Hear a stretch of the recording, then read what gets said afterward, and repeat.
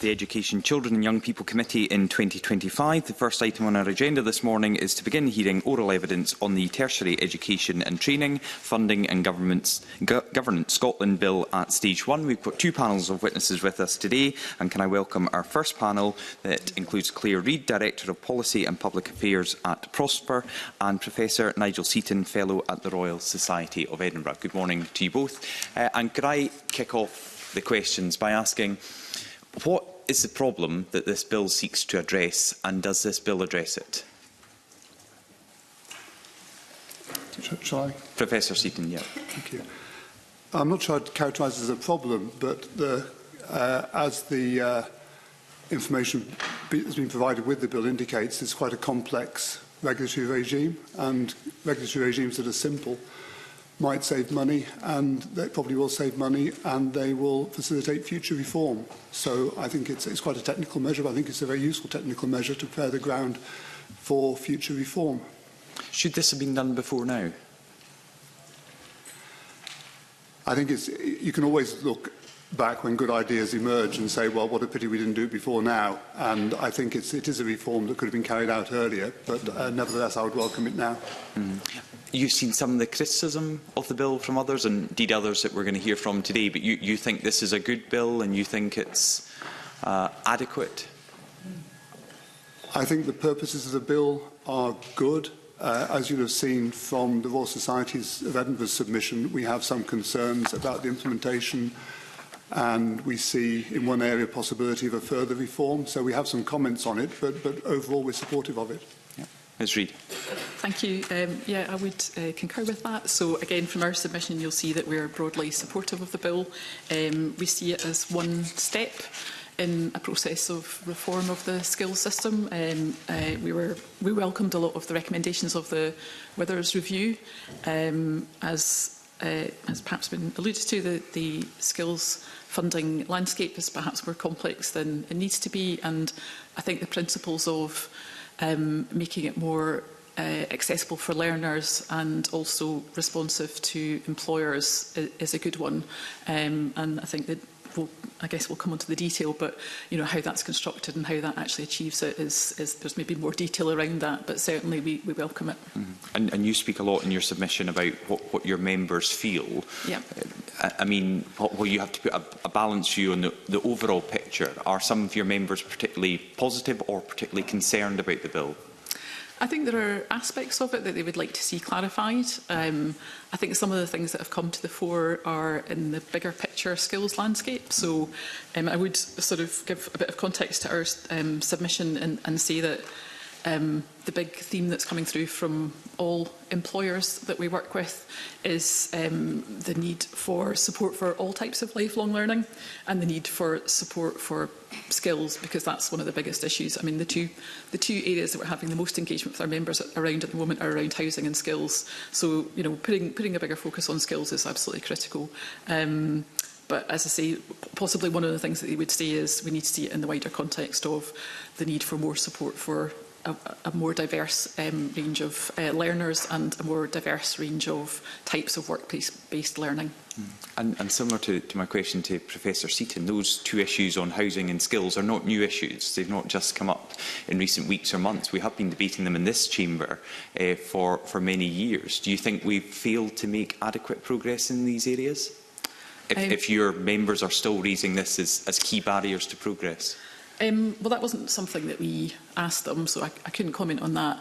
It's certainly the case that the needs from the landscape are changing all the time. So, some of the issues that we're engaging with members around at the moment are, for example, a big wave of investment in transmission, in construction and in renewables in the north of Scotland, for example. Now, that's bringing a whole new set of demands. It's bringing a kind of a requirement for a responsiveness that perhaps wasn't in the workforce a few years ago. So I think the wider landscape is changing a lot of the time. So, yeah, it's not, as I say, it's not something I'm in a position to comment on. And in your submission, you say many employers do not believe that the Scottish labour market will be able to support the delivery of their future business plans and are facing immediate impacts with potential delays on their critical projects. Do you think that issue will be resolved with this legislation and perhaps to go more widely what you heard yesterday with the programme for government? So I think, firstly, sort of additional funding that was announced yesterday for colleges is welcome. Secondly, I would just go back to my earlier point, which is this is an important step in the reform of the skills landscape. It's not the only thing that's required. I mean, we have also encouraged, as you'll see, a bigger conversation about how lifelong learning is delivered, how we encourage a shift towards lifelong learning as a mindset, and how we make sure that we're properly funding the sector. But we do, to the extent it's looking to simplify funding, make it easier for employers to access funding, and potentially, as Nigel highlighted, perhaps make some savings in the way that's delivered. It's an important step. And Professor Seaton, finally from me, did you have a great deal of enthusiasm about this bill? Was there much knowledge about it? When you went round your members asking for views and opinions, did the Tertiary Education and Training Funding and Governance Scotland Bill really get people motivated to get involved? I think it's as I think I used the word earlier on, quite technical, and I think it's probably quite low key in the way it's perceived across higher education, probably tertiary education in general. Mm-hmm. And that's something that we should seek to change? I think, well, I'm probably stepping on the territory of the committee members here, but I think bills that are quite technical in nature, where the impact is quite indirect in reducing the cost in the medium term, in facilitating reform, in delivering greater coherence, I think it's maybe hard to get a high level of enthusiasm for discussing. I mean, exactly my kind of thing to be interested in, but I think the wider tertiary education community, perhaps understandably, regard this as a kind of a facilitative measure, and maybe that's just what it is from our perspective. Okay, thank you both. Pam Duncan-Glancy.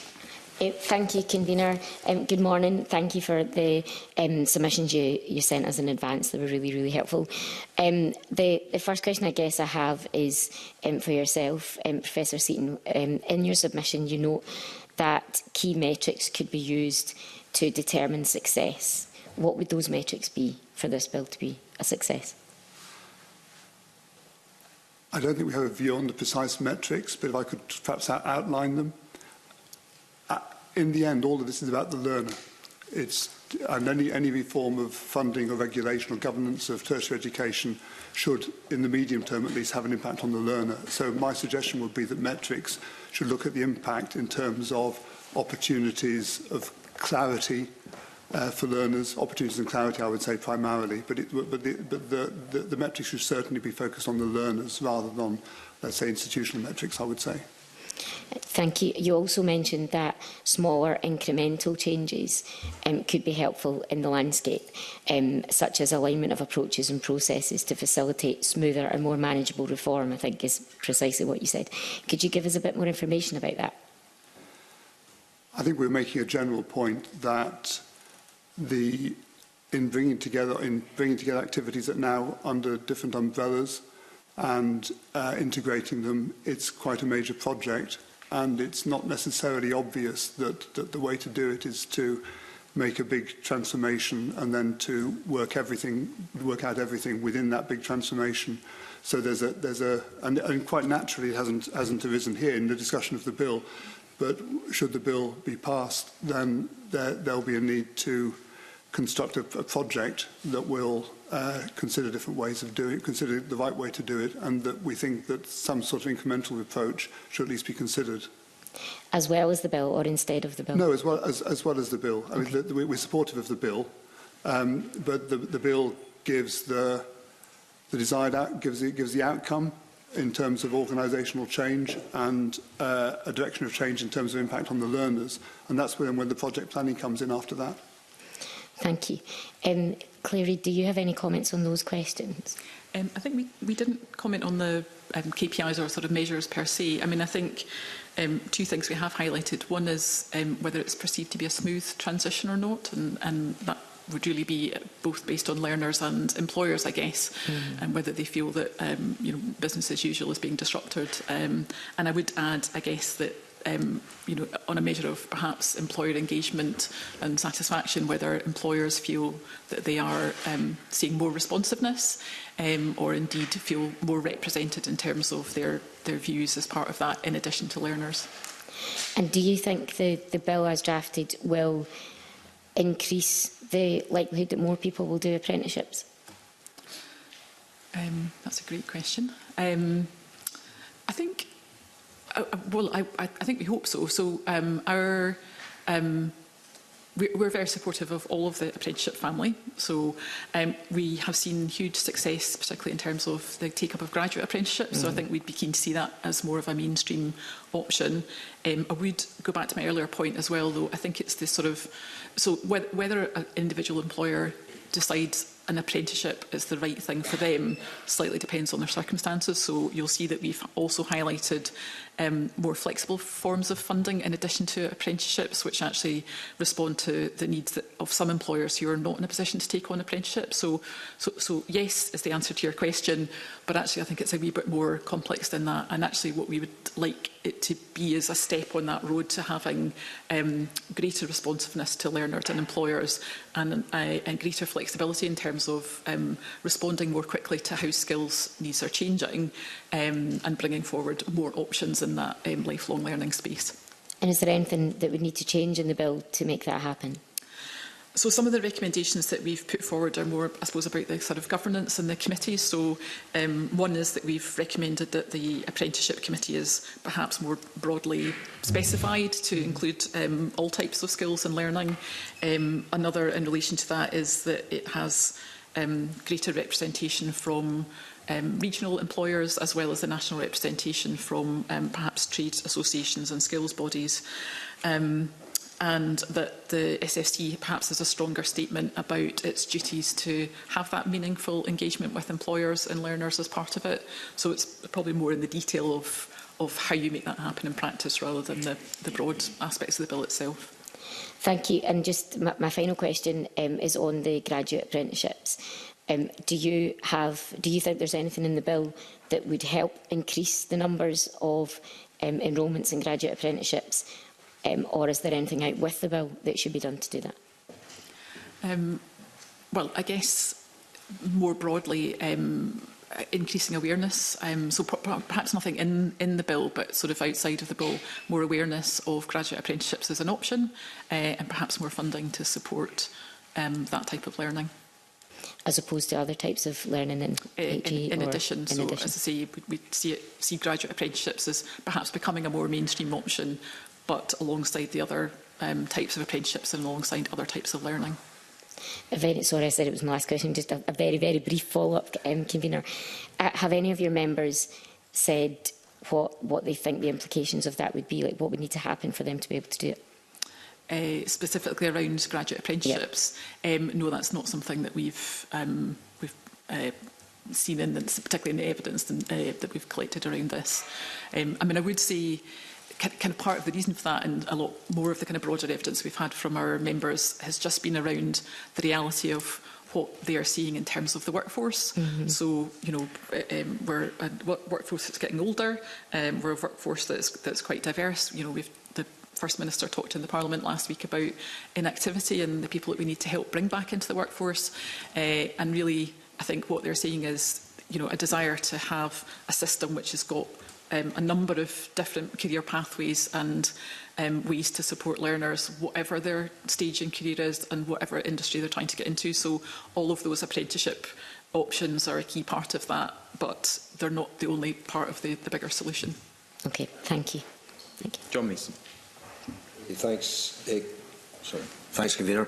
I mean, we get the impression from some of the evidence we've had that the relationship between SDS and business industry has been quite good, and I think there's some nervousness in some circles that that's going to be quite disrupted. For example, the UK Fashion and Textile Association said historically the SFC has been more focused around research and academia, but if also taking over from SDS, they need to hit the ground running in terms of being employer facing. I mean, is there a concern that the SFC are going to struggle to have as good a relationship with industry as SDS has had? I'm happy to answer. Yeah, I think I don't think there's specific concern about the SFC's abilities or capacity, as it were, but given that it has historically had more, I suppose, engagement with sort of the universities sector rather than with employers, that's why we've made some of the recommendations that we have about the structure of the committee, about how that meaningful engagement happens, perhaps about the skill set of the board, and ongoing and meaningful engagement with employers is going to be a key part of that. So, I think one of my colleagues will ask you more about the committees later on and things. But it was more the kind of general relationship. Yeah, I mean, I think there's sort of, I suppose, two kind of concerns there. One is just making sure that, from both sides actually, one, making sure that that responsibility to be more engaged and have a really good understanding is something they're going to have to do quite quickly. But there's organisations like ourselves and others who, through that committee or other functions, are very happy to enable them to do that. I think on the other side, actually, there's also a concern that a shift towards perhaps more work-based learning actually erodes the kind of focus or support for the kind of research and innovation side, which tends to be kind of more linked to the university. So I think it's about maintaining that balance, so bringing that new skill sets into the organisation whilst not eroding the kind of expertise that's there already. Okay, thanks. Professor Seaton, I think you said earlier on that simplifying the landscape is a good thing, and I'm certainly in favour of that. I mean, are there risks? I mean, SFC is going to grow dramatically staff-wise. Do you think it's going to be hard for them to get the balance right between the kind of university college side and the apprenticeship side? I think it will succeed if the SFC realise it's hard, and of course I'm sure they will realise it's hard, because it's integrating a different stream of work, new responsibilities, changes in governance, a new committee, and cultural change. And we all know cultural change is important, but it's quite hard to describe cultures. It's quite hard to get them to change. So it certainly mustn't feel like it's a kind of a bolt-on of a new activity. So all these such changes are quite difficult. I know the SFC will recognise it's difficult and will focus as much as, I'm sure, on the cultural change as on the organisational change. And they do that, I think it'll work fine. Because there'll be a lot of staff coming from SDS into SFC, but in itself, would that might not change the culture of the whole organisation, or it will almost inevitably? No, it won't. And I think cultural change is probably the hardest thing in leadership. And as I said, it's hard to describe and it's hard to change. In a sense, it changes itself. But there will be a need to, clearly, I'm sure that they'll have this in mind, to mainstream the new activities so that after a little while it's seen as being absolutely core and as natural a part of the SFC as the activities that are there now. So certainly it's a challenge that I'm sure they'll recognise it and they'll rise to it. Okay, thanks, Convener. Ross. Here. Thank you, Convener.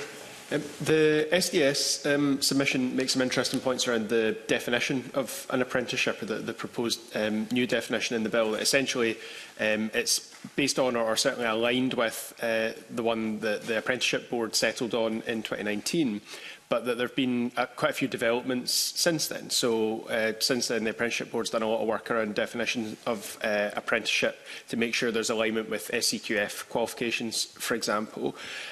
That concern around definition hasn't particularly been reflected in the submissions from external organisations that I've seen. The question about definitions is focused much more on what is a private provider.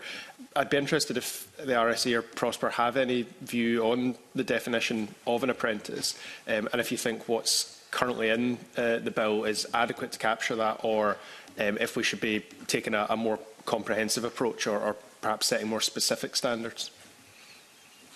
We haven't had any feedback, and as you say, it may be too technical for some of our members. It's not a specific thing that's been highlighted to us, but we would be content with the recommendations of SDS and others who perhaps closer to some of the detail of how apprenticeships are structured.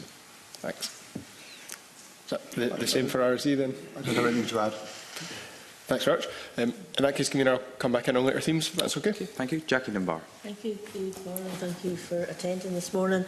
Reading the responses to the call for views, I noticed that they were generally supportive of the proposals to move support for further education students to SAS.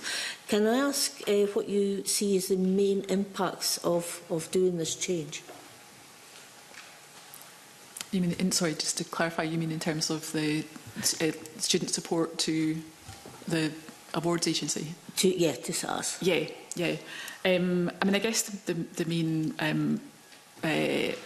opportunity is really about streamlining and bringing everything together in one place and actually making it more accessible and clearer for learners to understand where that support is potentially coming from. Okay. Sorry, did that answer your question? Yeah. It was just to see if you felt that there was any positive or negative impacts in, as you say, streamlining it so it is under one body. I think we had originally suggested actually everything, in our original response post Withers was that everything come under the SFC, but we're equally content with the option that's been settled on because it still brings that sort of consistency and clarity, and it's potentially less disruptive than bringing everything under SFC. Okay. Professor Seaton, have you got any views? Well, just to add that I think unconscious said something similar before, but straightforwardness is a virtuous thing, and if it can look as integrated as possible to an outside observer, especially somebody, a learner who might benefit from it, then that makes it easier for them. Okay, thank you. That's all. Okay, thank you. Willie Rennie. So, this is to Claire. The businesses and the business organisations I speak to, some of them, not all of them, are pretty angry about what's happening. They think they're going to lose two things. One is the business involvement, employer involvement in the organisation that's responsible for the funding. And the second thing they see is a university and college sector that's in financial stress. And they see that funding will be diverted away from apprenticeships. So I'm puzzled as to why your members are not reflecting that wider concern that I'm picking up. So I think the concern about the university sector is a concern about the university sector, and it's part of, I suppose, their concerns that we maintain support for both further and higher education as both critical parts of our skills system. The specific question of whether bringing the funding together will divert away from one is not something that's come up, other than the point I've made about the committees, which I know... it's not come up with your members? Not in that sort of broad point, but okay. I think what they have been keen to do is make sure that employer voice and that employer representation is there to ensure that that work-based learning, which does come back to the apprenticeships, is still represented. To be honest, I think that one of the biggest themes that came across was around the pace and scale. So I think what they see is more the potential disruption of this happening and just how long that might take to be put in place and what happens in the interim. You know, they really want this support on adapting to skills now. They want the upskilling programmes for the renewables sector and the construction sector and the defence sector now. And I think that's probably the main thing that's come across. Is just do they see it as a bit of a distraction? Well, it's potentially a distraction. It might be a good thing in the long term, but in the short term, it's not addressing any of the other sort of questions they've got about can we start to sort of upskill people. And I think some of it's not only about funding; it's about some of the changes that this will potentially allow in terms of making, so one of the things that came out in our research was that there was support and, the evolution of the apprenticeship system has been welcome, but actually there are some areas where it could go further and faster and be more agile and responsive. So, for example, we've just done a big piece of work on housing and construction. And there was some quite sort of strong views there about, well, why does an apprenticeship have to be this length, and could they not be shorter? Could they not have more time in an employer's which would help it to be shorter? Could they be more modular? Could they have, be quicker to adapt and respond to changes in the construction sector, which are about sort of modern methods, etc. So some of the frustration was just about how they can get their views into and how quickly the system responds to those questions. So that's a question for how the system operates now, as well as will be for SFC in future. You would have thought that people who are in charge of the organisation, the decision makers, the critical people who are considering those things, might be slightly distracted with a big change like this? I think what we've seen is actually a lot of them are... So the challenge, I think, is for smaller employers. So a lot of the really large employers are working with Skills Development Scotland. For example, we ran a skills summit. Sorry, I'm talking about the people within SDS just now that would be transferred over.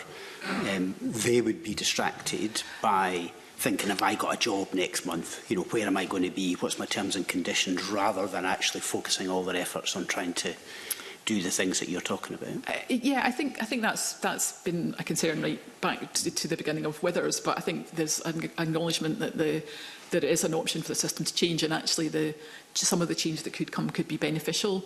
I think it's just the pace at which change is happening has been quite slow, and meanwhile the world moves on. So as I say, what we've seen is large employers making some quite big investments, working with the enterprise companies and Skills Development Scotland, for example, just to sort of put in place training programmes that will happen sooner, which perhaps not accredited. But I think the people who are perhaps losing out in the short term as this change happens is smaller employers who aren't able to benefit any longer from the Flexible Workforce Development Fund.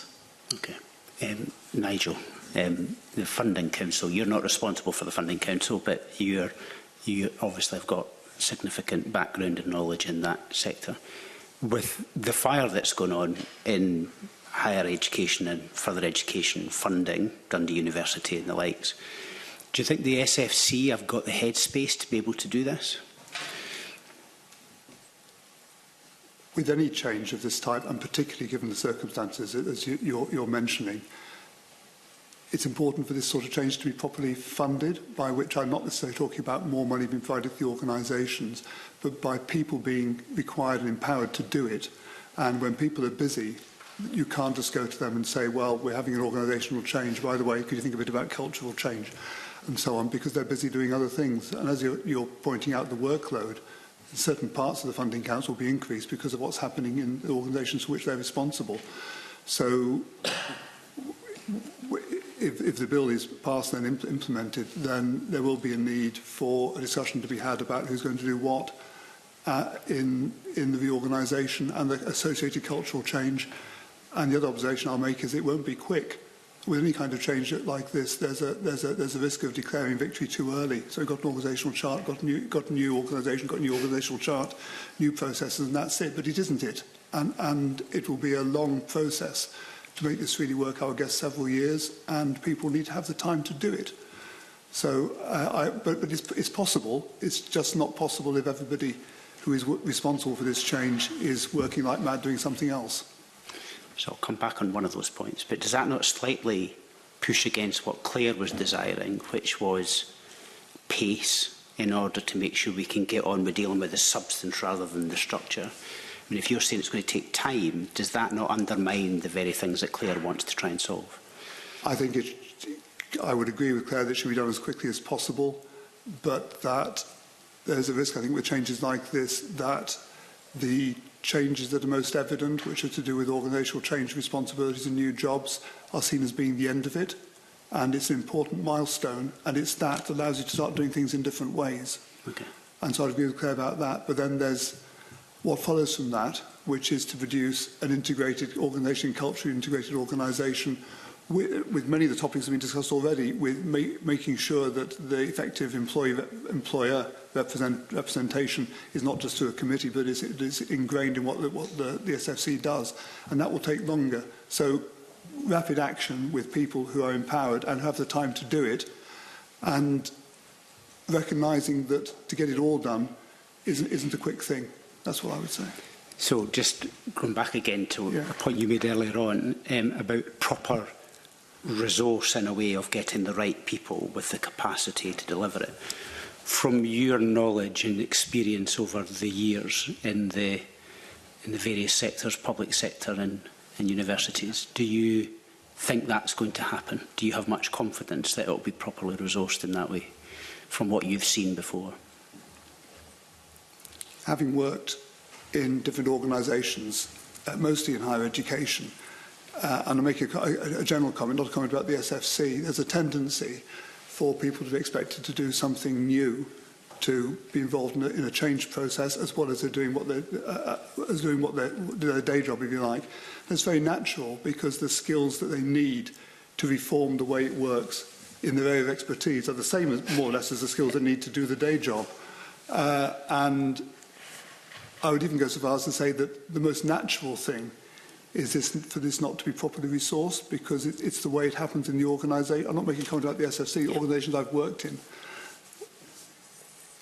Even at a senior level, where looking back, say, well, we should have resourced that better. And I think it's a tricky thing to do, to resource it better. And in a situation where public funding is scarce and there are other priorities, it's a difficult thing to do. But it's a well-trodden route to incomplete implementation or not fully successful implementation. And the SFC will need support, and of course we'll have to do it in a way that empowers and allows managers to do what they need to do to make it work. So I'm rambling on a bit now, but it's not. It's a common pitfall, and they will need support to make sure they don't fall into it. You both started off this session quite positive about this. I think you're getting more and more negative as you're giving your answers. Is that a fair representation of where this is going? To the questions. Well, the devil's in the detail, I think, and actually, with any kind of activity like this, it's quite hard to do. It's a desirable objective. It's quite hard to do in practice, and so as we talk more about where the disadvantages might lie and where the difficulties might lie, then perhaps you're picking up a slightly more cautious tone. But it doesn't change the fact, I think, that we're supportive of it. And I would disagree on that point as well. I mean, I don't feel any less negative, but I think the questions you're asking are the right questions. Organisations are made up of people, and that's quite often where these things fall down. But that doesn't mean that having the right strategy and, as Nigel says, seeing it as a long-term cultural change and having a plan for that doesn't help mitigate maybe some of the risks of where things can go wrong when these integrations happen. Okay, thanks very much. Just on that, do you think these bodies that will be involved, and indeed the Scottish Government, have learned enough in the past from mistakes? Professor Seaton, you have said, you know, history is littered with examples of where more funding could have been allocated, better resources. Do you think we in Scotland, per se, are good enough at learning from mistakes of the past, and the Government in particular, in these bodies for this bill? So I can make a couple of comments. One is that I don't think any organisation anywhere is good enough at learning the lessons. I can't think of any exemplars of organisations that always get this right. So I'm sure we in Scotland, collectively, in the Scottish Government and all the organisations operating in Scotland are in the same category, that we can always look back at the past and learn lessons and do things better in future. I understand your answer, but we're scrutinising a piece of legislation here, which you, as our first panel of witnesses, are saying these are concerns. From your vast experience, you're saying this is a legitimate concern for this bill, if it's passed, that it won't be resourced properly and we will fall into those pitfalls of the past. What can the Government or these bodies do to reassure you that this time it will be different, or is it impossible to get that reassurance? I think the reassurance comes in the doing. I don't want to give the impression, I think that the record in Scotland is worse than elsewhere, but it's difficult everywhere. I think that the reassurance comes in the doing. If I could perhaps make in connection with that, but also relating to an earlier point where I talked about resources, I'm not necessarily suggesting that the SFC would have to be given additional resources for it, but they have to come from somewhere. There might be things that are going on in the Funding Council or going on currently in that part of SDS that are less urgent, are less important, that could be postponed and that could release resource for doing it. I'm not simply talking about adding more resources to the organisation, but in one way or another that would have to be handled. John Mason. Thanks again, Convener. Just following on from Willie Rennie's line of questioning, Some of the responses, including Skills Development Scotland, who specifically said the SFC is empowered to fund apprenticeships, however, it is not legally required to do so. And this concern that, well, it could go either way. Either they focus too much on the colleges and universities and don't focus on the apprenticeships, or it could be vice versa. Do you think there needs to be stuff in the legislation, something in the legislation to, you know, kind of direct them a bit more on that, ring fence money or anything like that, or can we leave it to them to get it right in the doing, as you said? I think you should leave it to them. The concerns that have been mentioned by employers, it's having spent most of my career in higher education, you hear it in other contexts, in a similar context. So people running colleges are worried that universities are going to get too much of the funding. People running universities are worried that colleges are going to get too much of the funding. It's a very natural thing for people to be concerned about, and people will be concerned about it. But by ring-fencing funding, it disempowers the SFC to do what they need to do to implement public policy. So I would say it's a challenge for them to keep everybody on board and make people feel they're being treated fairly, but they have to have the authority they need to take the decisions. And from time to time, that will involve moving resources away from the apprenticeships towards the colleges, or from the colleges to apprenticeships, from apprenticeships to universities, or vice versa, in the furtherance of public policy. And that's what they should be doing. So I wouldn't ring-fence anything. Ms Reid, are you as relaxed about that? Yeah, I would probably tend to agree. I mean, the point I made at the beginning about what our members are encouraging us to, or what they would like to see from the system in the long term, is responsive, a responsive system that is agile in terms of responding to, you know, a changing workforce, changing industries, and that has different options for different learners that meet their needs and meet employers' needs at different points in time. That itself suggests that you need to have that flexibility rather than necessarily mandating one type of qualification or learning pathway over another. That said, as I say, we are very supportive of all of the parts of the apprenticeship family, but I would agree that as the workforce changes over time, we need to have that flexibility. Okay, thank you. And another aspect of financial sustainability is that the SFC are to identify at-risk institutions. And my understanding is that they've had that ability in the past, but now it's going to be put in statute. And obviously, specifically, this committee's looked at Dundee University, and the SFC didn't seem to pick up very quickly that there was a problem. So, in that space, is the bill going far enough, or do we need to do more on that? Professor Seaton? On my reading of the bill, it's not specific about how it should be done. I think I would admit, until I read the bill, I hadn't realised that financial oversight wasn't a statutory responsibility, and it's a cleaning up for it to be so, and clearly it should be. I think that then it becomes a question of designing the regime. And I'm not expert in that, but clearly there's a piece based on, well, what you mentioned, the institution you mentioned, but also other examples. And there are probably lessons to be learned in England, where, because of the funding arrangements, which are somewhat different, but without capped student numbers, the fluctuations in income are much larger. They're large in Scotland, much larger in England, and there's been quite a bit of experience of dealing with universities, identifying and dealing with universities that are in financial difficulty, and I'm sure elsewhere. So the design of the regime there will be important, but I'm certainly supportive of this change, and the society is supportive of the change in making a statutory responsibility. In principle. So, I mean, the regime, again, do we leave that to SFC to work out the regime? I mean, there seems to be quite an expectation that colleges and universities will come to the SFC and say we've got a problem, which clearly some of them haven't in the past.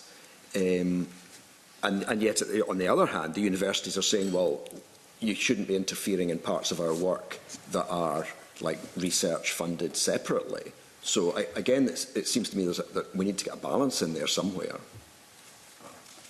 Yes, clearly there needs to be a balance. I think and this, I'm going beyond what we discussed at the Royal Society of Edinburgh, actually, on this, but there needs to be But it exists at the moment. There's question answering. It's reporting. It's not simply a question of waiting for a university or college to say we're in difficulty. But there needs to be a regime in which the SFC can ask tricky questions and expect to get those questions answered, as well as institutions coming to the SFC to say that there are difficulties. If I may, it relates also to the question about giving recommendations, which is in the same part of the bill. And I think that the critical thing is that one should give advice and one should ask tricky questions, always in the context of institutional autonomy. And of course, autonomy is not the same as independence. Universities and colleges are very far from being independent. They're highly dependent on the funding and regulatory regime of the SFC. But they should be free to take their own decisions within that regime. And so the inquiries into the finances and recommendations should be done in such a way that informs the SFC, that gives advice where it's needed, but at the same time doesn't unnecessarily impinge on the abilities of the university to operate autonomously within that framework. The problem being that if they're autonomous and make the wrong decisions, they come back to us and want to be bailed out. That's the problem.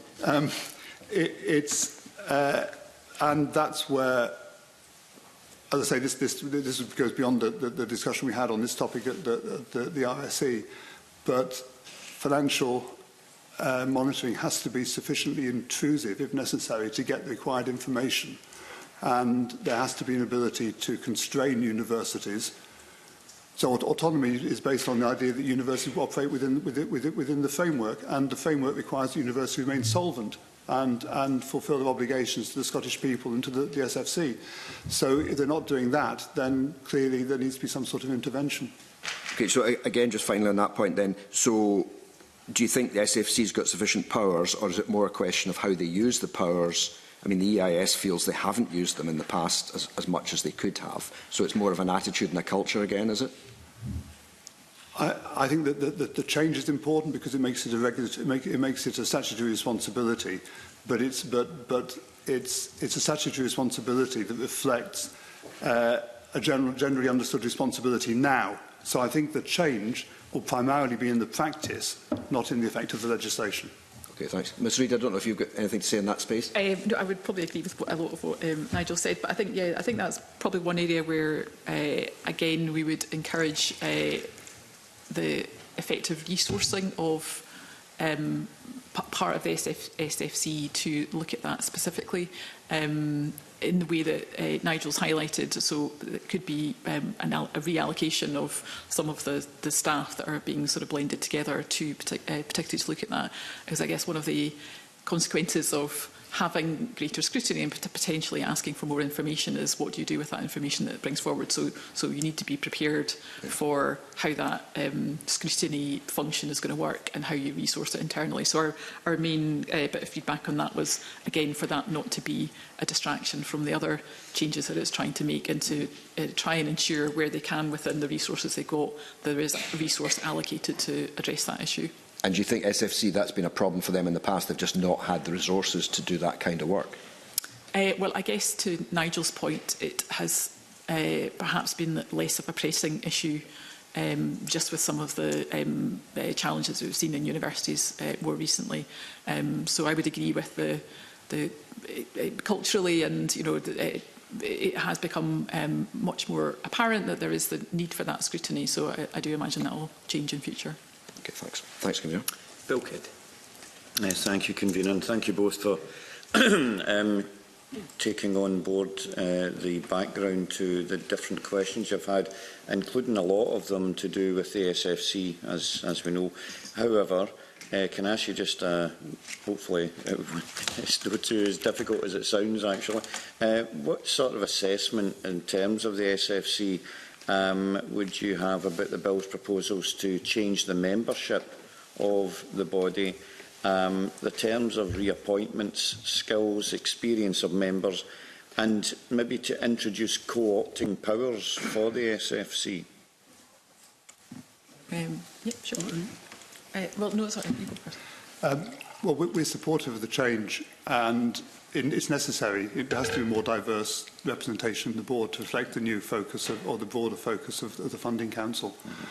And we at the Royal Society of Edinburgh also supported having more co-opted, or having the possibility of more co-opted members, so that broader skills can be brought in for a period for which they might be necessary.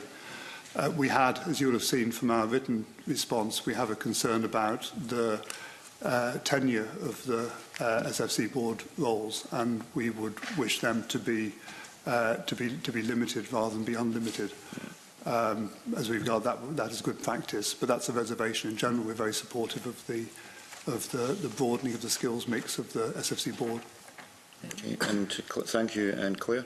Yeah, we would agree. I think sort of with a couple of points. So one, perhaps ensuring that any new appointees come with the skill set around financial due diligence, etc., would be helpful in thinking about that. I think one concern was around the intention not necessarily to expand the size of the board, but to increase the diversity, and we just wondered whether that would actually be a little bit restrictive in terms of actually perhaps bringing a real diversity of insight, both from kind of employers and learner representatives, for example, onto the board. So we would encourage perhaps a bit more flexibility around that. And then I think one point that was made in terms of the concern, so obviously the concern was expressed about perhaps funding for colleges being sort of squeezed by the fact that the SFC has traditionally sort of had more support for universities. But actually, I think the alternative is also a risk in terms of focus. So one of the proposals we had made was around ensuring that someone with research and innovation experience chairs the board's research and knowledge exchange committee, but that they would also potentially be the vice chair of the main board as well, to retain that expertise and link to the university sector. Okay, well, that's very positive. Thank you very much indeed, Sarah. Thank you. Yeah, thank you. Good deal. Okay, Miles Briggs. Thank you. Good morning to the panel. Thank you for joining us. As we've touched upon already this morning, I think the Apprenticeship Advisory Board, currently as it stands within the bill being scrapped, has actually presented a lot of questions. So I wanted to go back to a point you made earlier, Claire, in relation to further regional employers, potential involvement, and how you would see an apprenticeship committee if it is established within SFC, and what role would industry actually play within that, and for us to look towards that, because I have specific concerns, I think, in terms of private training providers who provide certification and registration, where they would now sit in that structure. So just wanted to put that question to you again, in what your understanding of what that would look like. So I suppose it's for the SFC to, design and perhaps, request sort of views and feedback on a specific make-up of the committee. But I think we're supportive of it, I suppose, in two senses. One, that it needs to look perhaps beyond just apprenticeship, so I would just make that point again. But I think it needs to be representative of a range of employers, so that could be key employers in different regions around Scotland. It's likely to reflect key sectors in Scotland. It may also include representation from key skills bodies and key trade bodies. So that is that kind of diversity we would like to get to, and certainly ensuring that there's regional representation. There's, as I've mentioned before, there's some work that we're doing with Skills Development Scotland in the north of Scotland at the moment. There are some huge economic opportunities and associated skills needs associated with all of that activity that's happening, and that's a great example where we need to ensure that that's properly represented in any make-up of a new committee. So it's that diversity of perhaps some of the large employers, but also the key regional representatives. So, I mean, Prosper has regional committees, so it's that kind of structure where you're ensuring that a mix of locations, sectors and particular key skills areas are being represented. Mm-hmm. Is there anything, Nigel, you want to add on that? Would it not be another approach, and I think in terms of SAB, to look towards reforming them, so that, I think there is a concern over any transition period we're going to potentially have, and that actually some of the things you put forward could then be included and taken forward that way, instead of almost throwing the baby out with the bathwater as we transition. And take on board these economic opportunities which are coming, but they can, we've known about these. We can see different subcommittees who've actually been working on some of this already, and so these concerns, which I think we're all hearing, are actually taken forward in a way that we're not having a completely new organisation having to set up these expertise, but we transition this. You mean having not progressing with the reforms that the bill's proposing at all, or sorry, I'm not sure I understand I the think question. In terms of the apprenticeship advisory board, we don't have details of what will actually replace it. So if we're going to shut that down, it plays such a key function at the moment in having that voice, in actually looking towards the skills we should be developing. The problem on the table is the fact that we have 25,000 when in fact 40,000 could have been delivered apprenticeship-wise. So actually I think focusing on why that is and the resources needed seems to have created a complete new restructuring, which I don't think necessarily is going to help deliver that solution to that problem of resourcing of these apprenticeship places.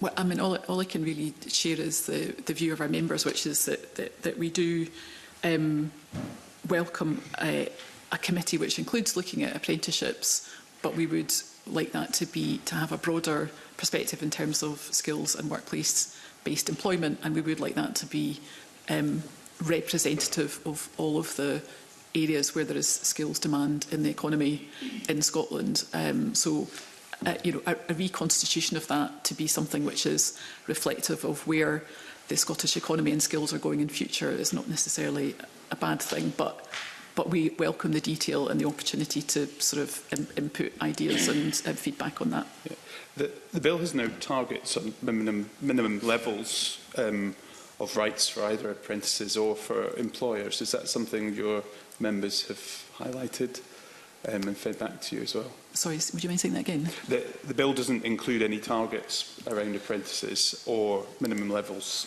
of service agreement, for example, for either apprentices or employers, and just wondered if your members had raised that aspect as well. That's not been something that we've had any feedback on, and I suppose it goes to the earlier discussion about retaining that flexibility to make sure we have got so there's absolutely demand for apprenticeships, but having that flexibility to adapt both what's there and adapt the mix of learning pathways to respond to what employers need is key. Wow. Okay. Thank you. Thanks for that. Thanks, Kieran. Joe Fitzpatrick. Thank you. Thanks very much, both. I was wanting to ask some questions around what the bill says on designation of private providers. So on one hand, we've heard from, in our call for views, that there's a potential for the bill to encourage their growth.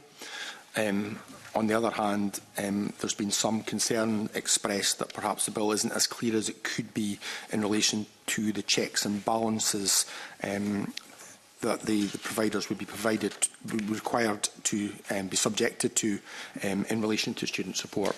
So good to kind of hear your views around that. I'm afraid that's something we didn't have any feedback on from any of our members, I'm afraid. Okay. So primarily around the non-private providers. Nigel? We had some discussion about this. We weren't clear from the bill, but actually it's been clear in the explanatory notes that provided what the definition of a private provider is. That was a doubt that was resolved when we saw that. That was our principal concern, really, was one of definition. But speaking personally, then, if the objective, as it is to open opportunities for apprenticeships in a range of subjects and for a wide range of students, a wide range of apprenticeships, then it seems to me that having a broad definition of a private provider that might be able to contribute is probably a good thing. Yeah. So we also didn't come up in discussion at the RSC. Right. And do you have any thoughts about the concern that perhaps the clarity is not there in terms of the responsibilities of those private providers to the students? That wasn't something that came up in discussion at the RSC, I'm afraid. Okay. Thank you. George Adam. Thank you, Convener. Good morning. I've got the pleasure of asking you the question of basically, is there anything else that should be in the bill or for consideration? We've obviously talked about quite a lot here today where we've gone from one end to the other, but is there anything you specifically, either of you, believe that there should be in the bill or should be something you want to say before you go? Perhaps I may. Something that was mentioned in brief in the RSE submission was the role of what's called the tuition fee element that SAS provides to universities.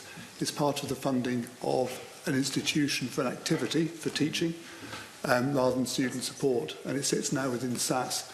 It's a smaller proportion of the total university funding for teaching than the direct funding that comes, the other funding that comes from the SFC.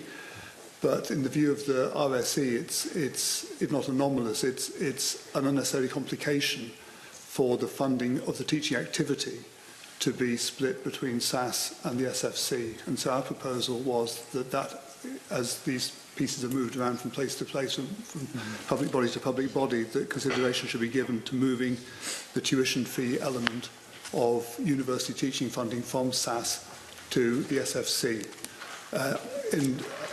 At first glance, that wouldn't change anything. It changes the organisation that's responsible for it. But by integrating the responsibility for those two elements of university teaching funding, it facilitates future reform, should that be desired. So that was one further element that we saw as an opportunity for changing responsibilities within the set of public bodies.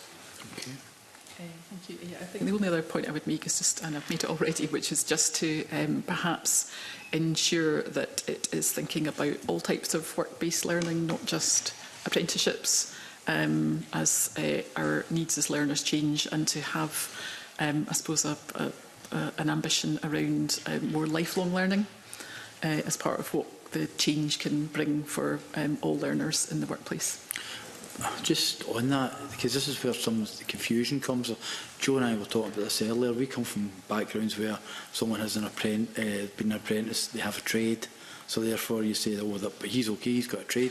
So if you say that they've a lifelong learner, it doesn't, in our backgrounds, it doesn't have the same kudos or actual kind of idea of saying we actually have we've gone through an apprenticeship. Yeah, I mean, I think that's understandable, and there is still a strong desire amongst many learners to have apprenticeships. You know, as we've said, we've seen a big increase in demand for modern graduate apprenticeships, so certainly could have many more of those. And we're certainly not advocating for not enabling people to be accredited for their learning. But I guess it's just a recognition that the workforce is changing. There's more flexibility for the employers themselves to get what they want. More flexibility for employers and for learners. So a lot of the shifts, including in the university and colleges sector, have been around thinking about different ways to learn and enable learning that allows for different styles of learning, maybe allows for different needs of employers. If you work on a building site, actually there's a specific structure in a way that your apprenticeship might happen. It's very different if you're in a service-based organisation or in healthcare, for example. There's a lot of evidence about younger people learning via YouTube. There's informal learning. So the way that people are learning, the way that jobs are learning, the type of workforce we have, the way they're going to learn is all changing. And I think that we just need to be mindful of that we are ensuring the system is supporting great qualifications like apprenticeships of all types, but actually also is flexible enough to allow for other equally important types of learning which could be accredited or maybe yet still to be developed in future. Okay, thank you. Thank you very much. Can I also ask about, indeed, in the Prosper responsor's discussion about how apprenticeships work in England, particularly around the Flexible Workforce Development Fund, but given we have different approaches across the UK, are there models or examples within models that we could adopt from other parts of the UK that would benefit how we deliver apprenticeships here in Scotland?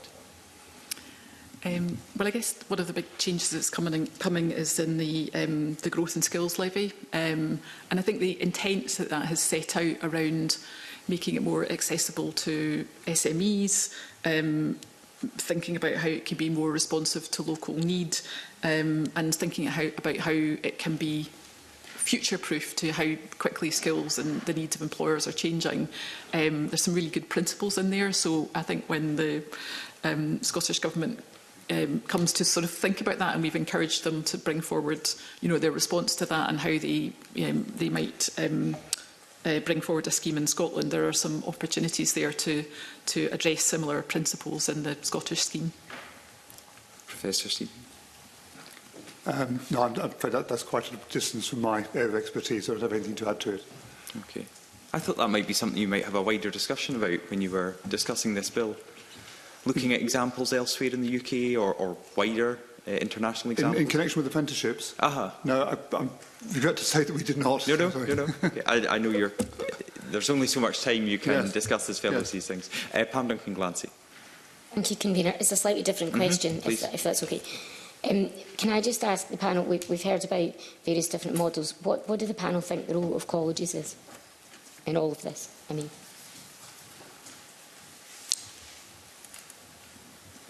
But shall I attempt? It's a short formulation of a question, but it could be a very long answer. I think the welcome part of the bill is creating a spectrum, that spans from apprenticeships to degrees to higher degrees, and actually, the idea of lifelong learning for people of all ages.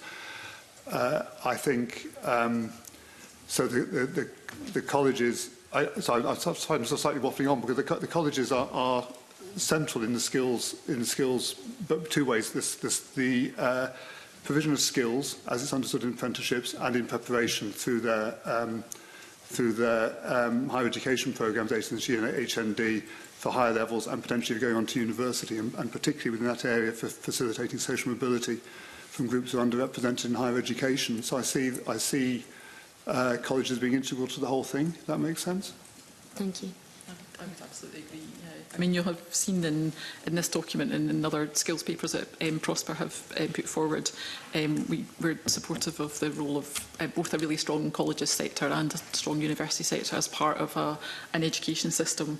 They're critical in provision of that vocational education, and there have been some fantastic schemes that have come forward recently. I was looking at the work that's being done in Forth Valley around welding and virtual welding and what have you. They play a really strong role there, and certainly around the country when we've been looking at examples, actually they're a key partner to some of those partnerships between, let's say, Skills Development Scotland, local employers, and training providers, sometimes also university sector, but quite often it's the colleges, particularly where it's perhaps a shorter course and something more focused. So, yeah, absolutely critical. Thank you. Okay, thank you both very much. You have kicked off our evidence session on this bill, and we have further sessions today and in the future, so I'm sure you will keep a keen interest on that. But can I thank you for what you submitted in advance, your answers today, and I will suspend for about 15 minutes. Thank you.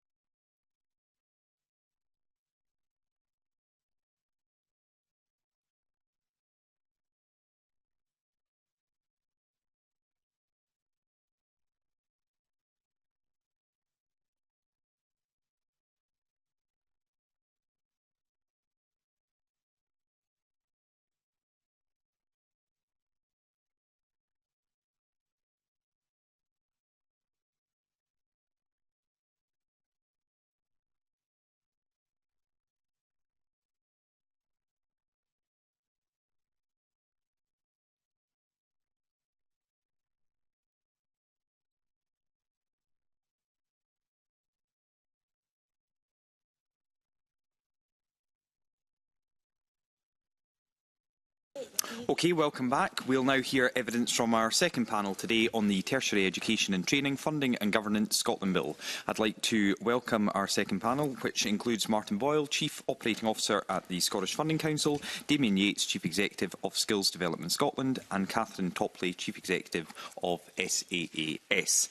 Thank you for your time today, and we'll go straight into it. You may have been I'm not sure if you're all here for the earlier session, but my first question was, and it was put to me that there's not a problem, but they would answer it anyway. I'm going to stick with problem, because I don't believe a government in the final year of a session would be dealing with an issue if they didn't think there was a problem to solve. So what problem does this bill seek to solve, and does this bill answer those problems?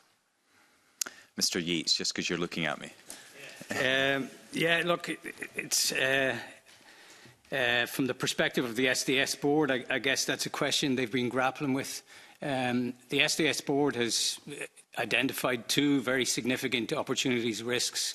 One in terms of Scotland's workforce and the immediacy of skills shortages today, but the likelihood that those skills shortages are going to be exacerbated. So over the next 10 years, we can see £230 billion worth of spend coming into Scotland via shipbuilding, building out of the rail grid in terms of transmission and distribution, construction, offshore, onshore wind and so on. So we need 1.1 million workers to unlock that £230 billion. And the Chair and the Board are very pressed about that, the immediacy of that issue. And then the second issue, we believe, is the value that we have in our higher education sector, which is in significant crisis at the minute and needs urgent attention in terms of developing a long-term strategy to protect the value of that sector in terms of driving the economy forward. So the board is expressing a view in its submission to say, look, does it make sense spending potentially £30 million on transition costs to move £100 million, a single apprenticeship fund, from SDS to the Funding Council, when today we've got really pressing issues that need attention and need focus. And in that regard, I guess it almost feels like the purpose of the bill, or what the bill was intended for, was maybe conceived in a time past, and events have taken over that. I have in front of me, I led the merger of SDS back in 2007 and 8. I was maybe going to ask about that later if I can, because there's a number of questions about financing and transfer of staff and such like, so we'll maybe come back to that, but maybe just for this opening question, Ms Topley. Hi, thank you. SAS is an executive agency that sits within Scottish Government. So the purpose, certainly from our lens, is about the student journey. And I've heard the first part of this where we were talking about institutions and organisations, and at the heart of this is the student. And so we must remember that this original direction with Mr Withers was around how does it feel for the student, and how does the student ensure that they manage the landscape of learning and funding. So certainly my understanding was to ensure that that was a kind of more streamlined approach for the student. And Mr Boyle. Thanks. I think, in our view, we've got a complex funding environment for post-school education, and the bill is trying to simplify that.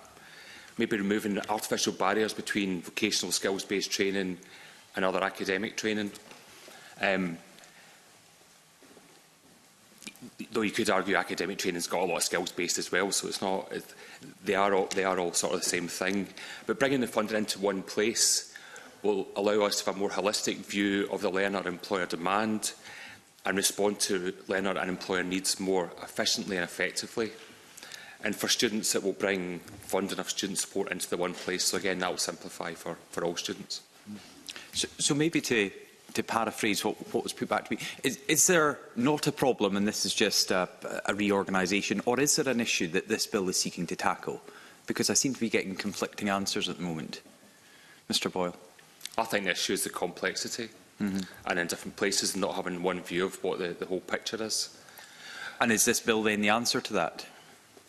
I think this bill will do some of it, but there's a wider reform on go at the moment across the same sort of family of through the Scottish Government's reform of post-school education. So we've also got a skills planning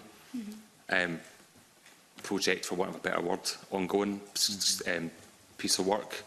There's also a review of the career service, there's a review of the apprenticeships, So there's lots of different things at once, and all that together should help simplify and make and target things better.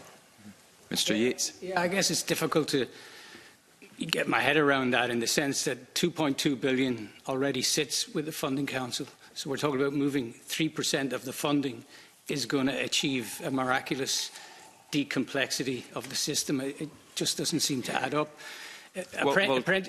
Just on that, Mr. Boyle, your response to that?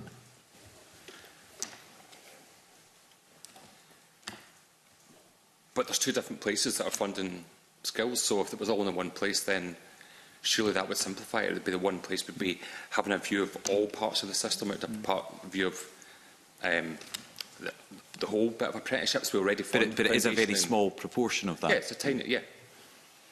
And sorry, Mr. Yates. Yeah, and I guess the difference with apprenticeships is they're not quite students, are they? So they're employees of companies who have them under development and who pay their wages and who typically pay £10 for every pound of public money.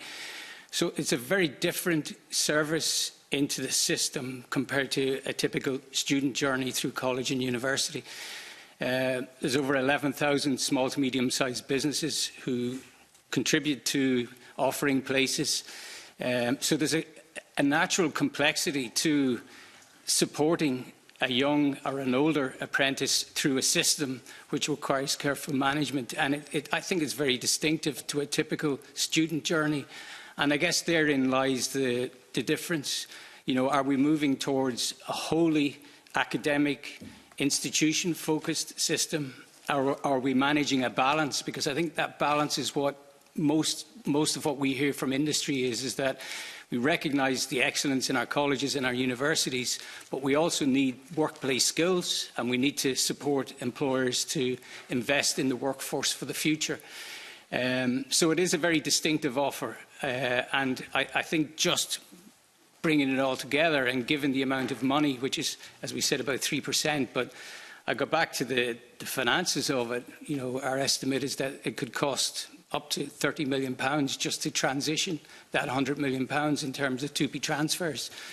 So it feels like a lot of effort for very small gains, when in reality today we have significant skill shortages and we have a pressing crisis in higher education funding. So the question I would ask is, what is the bill doing to ensure that Scotland will have the workforce to unlock £230 billion worth of investment?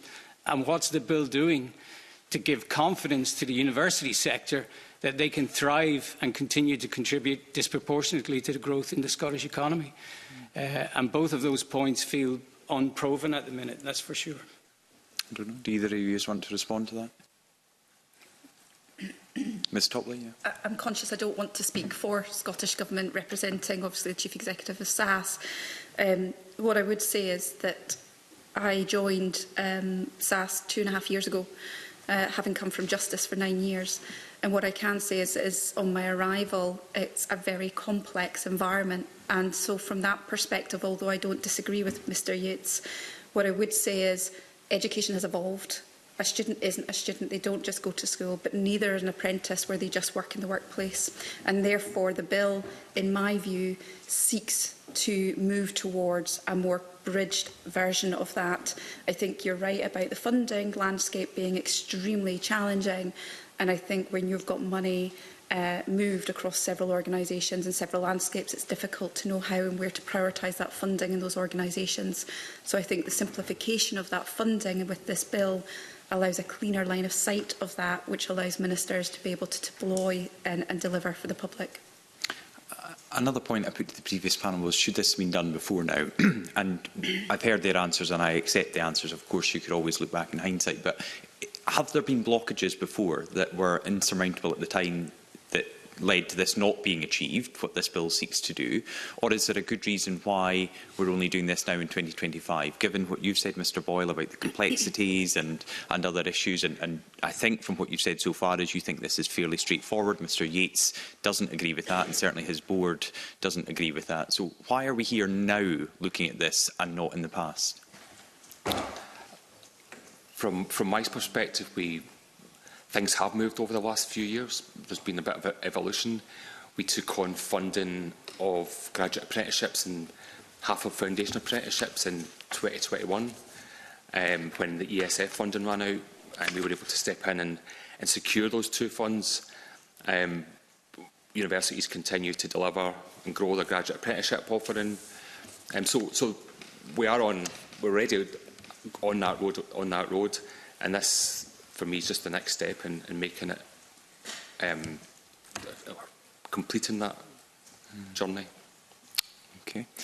Mr Yates, you were going to mention, I think you led SDS during the merger in 2007-2008. Do you want to give us some examples about what you experienced during that merger and some of your concerns that history may repeat itself again? Yeah, well, it's been written up by Audit Scotland in terms of good practice guidance. Structural change of itself seldom brings the benefits that we think.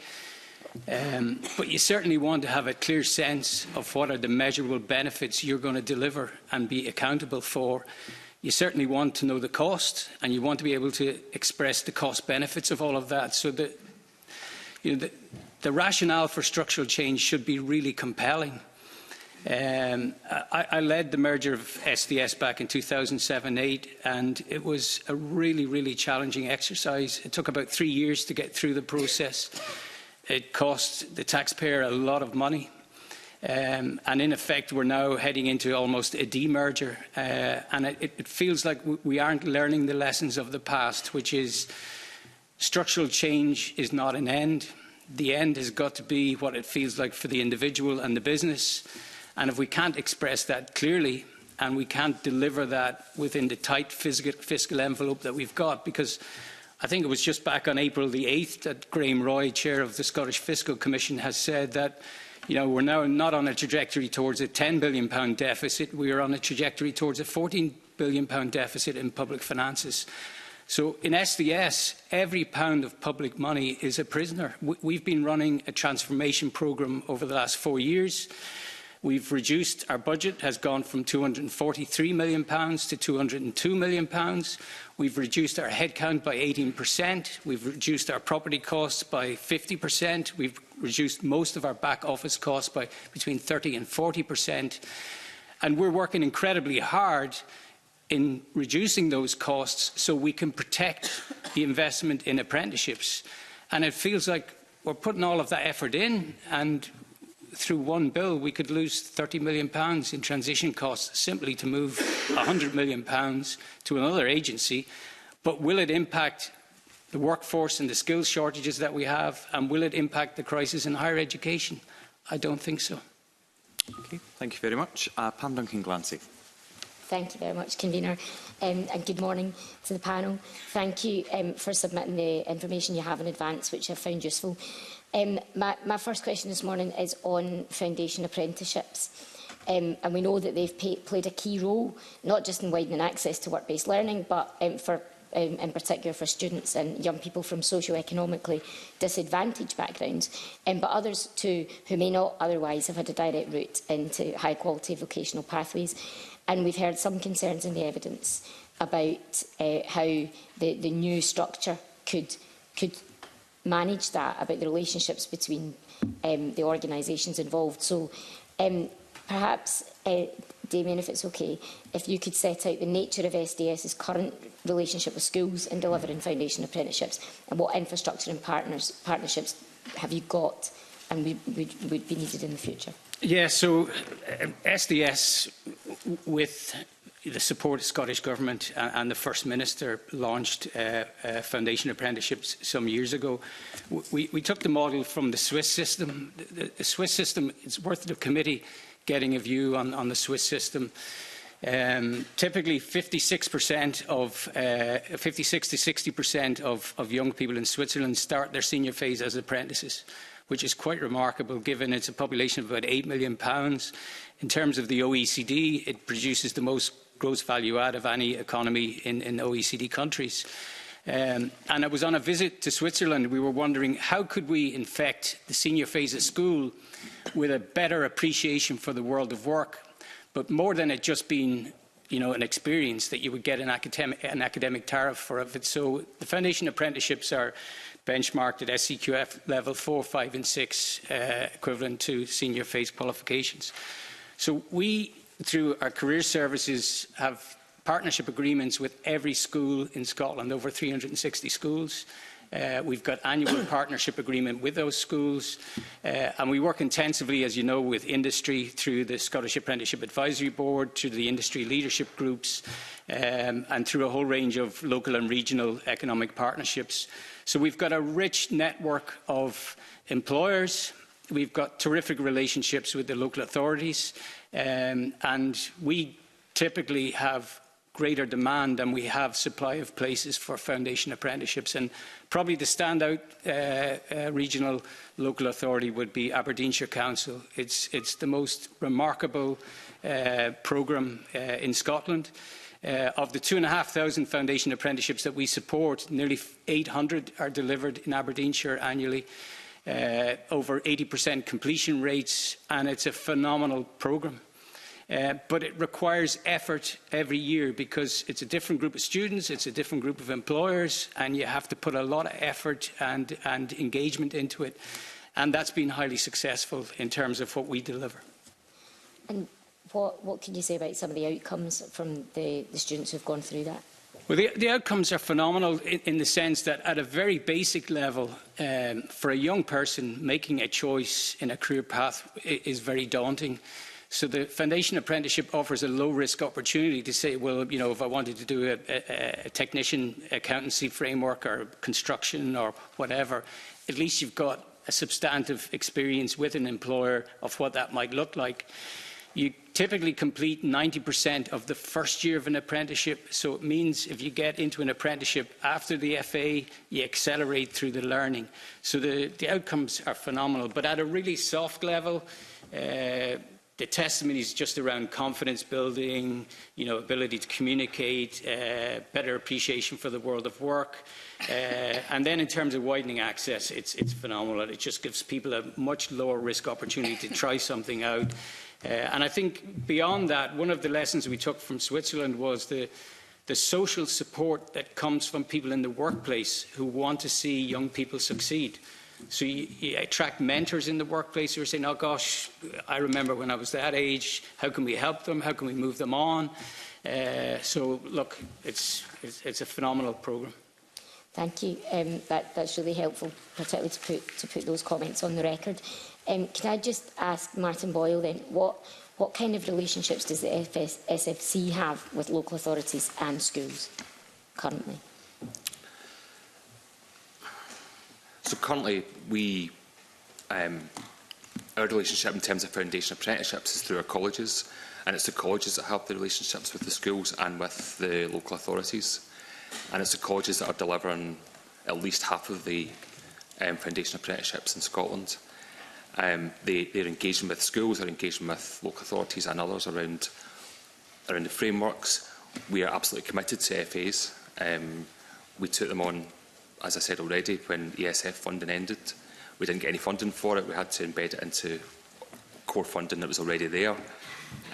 We've continued to deliver. So, thank you. I appreciate that. And sorry to do this, but it's important that we try and tease this question out. Damien, can I ask what your views are on that particular structure? Yeah, look, it was really tricky. The development of the innovation of foundation apprenticeships was supported through European structural funds, and Brexit was just a disaster with respect to that. So we needed to mainstream foundation apprenticeships sooner. So I guess from a funding point of view, a decision was taken to, you know, fund half through the Funding Council and half through SDS. I can't see a reason for that. We could have continued with all of the funding coming to SDS and the integration of the apprenticeship family being maintained. So I do think that's a risk.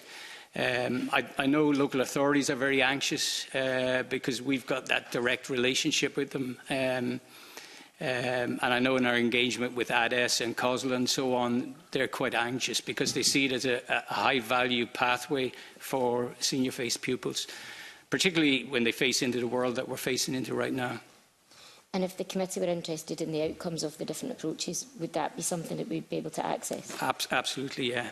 Okay, yeah, no I problem. appreciate that. Thank you. Thank you both. Thank you. Ross Greer. Convener, I'd like to just go back to the Convener's initial line of question first, if that's okay, because it's about the premise for this bill and this reform, and Damien, clearly you and the Board of SDS essentially reject that premise. But in 2022, Audit Scotland published a scathing report into the lack of skills alignment, and part of their criticism was of the Scottish Government and a lack of leadership from government. But the real standout criticism was of SDS and SFC's inability to work together. And they were quite clear in the third part of their conclusion was current arrangements are unlikely to achieve the ambitions for skills alignment at the pace required. Could you just reflect on that Audit Scotland report? And given that we're 3 years on from that report, do you think that the issues around communication and lack of a consensus between SDS and SFC have actually been addressed? Yeah, I think they have, and again, I think events have overtaken, the Audit Scotland report. The Funding Council and ourselves have made tremendous progress with Scottish Government around skills planning, because I think that was the nub of it.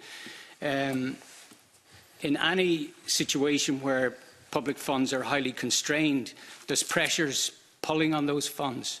And I think they're healthy, because what you're always trying to achieve is a balance of how the funds are spent. So I think we're very close. I think there'll be an announcement in the coming weeks around a revised approach to skills planning, which I guess, it's 3 partners. When a pound lands in the Scottish Government, it has no attachments. And the priorities that Scottish Government then create the attachments for that pound. So the new approach is going to absolutely position the Scottish Government as the lead organisation in defining the national priorities. And it will set those priorities for SDS and for the Scottish Funding Council. And the Funding Council will then commission and provision through the colleges and universities, and SDS will commission through the apprenticeship programme. So, as I say, I think in the next 2 or 3 weeks, there should be a formal announcement from Scottish Government on new arrangements, which were supported by the Minister and by his senior officials, for which we've been working on for the last 6 to 7 months, which built on improvements that came post the Audit Scotland. So it wasn't a standstill position.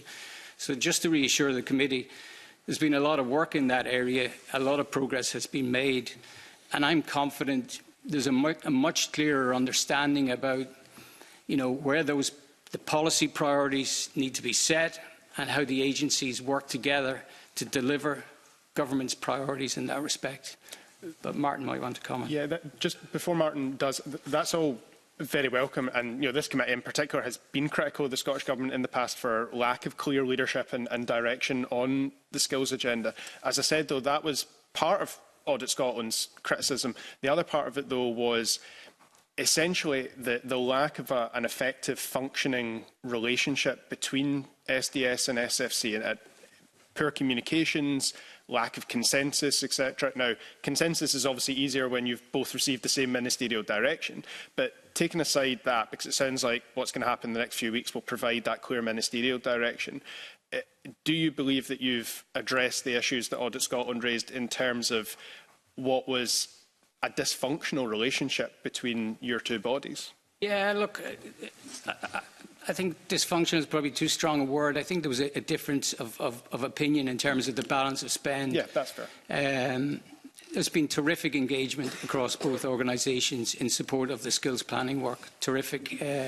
We both seconded staff in, and they've worked as a cohesive team. So I'm absolutely confident.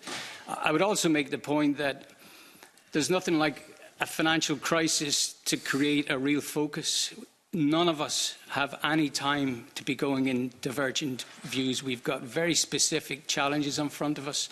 I've got a huge amount of respect. I mean, Martin and the team are working day and night on the University of Dundee position at the minute, and the Funding Council continues to work incredibly hard to support that. So we've got nothing but the utmost respect for the organisation and the work that it does. Thanks very much. And Martin, your response on that and on the Audit Scotland reflections and the progress since? I mean, I can't disagree with Damien at all. I don't recognise some of the words that were in the document at the time. We, day to day, lots of my colleagues, lots of Damien's colleagues work quite happily together, around apprenticeships, around graduate apprenticeships, foundation apprenticeships, modern apprenticeships, everything. And as Damien mentioned, the skills planning work, which could be, once it's delivered, could be a big game changer in terms of how we deliver skills, or how we ensure the right skills have been delivered.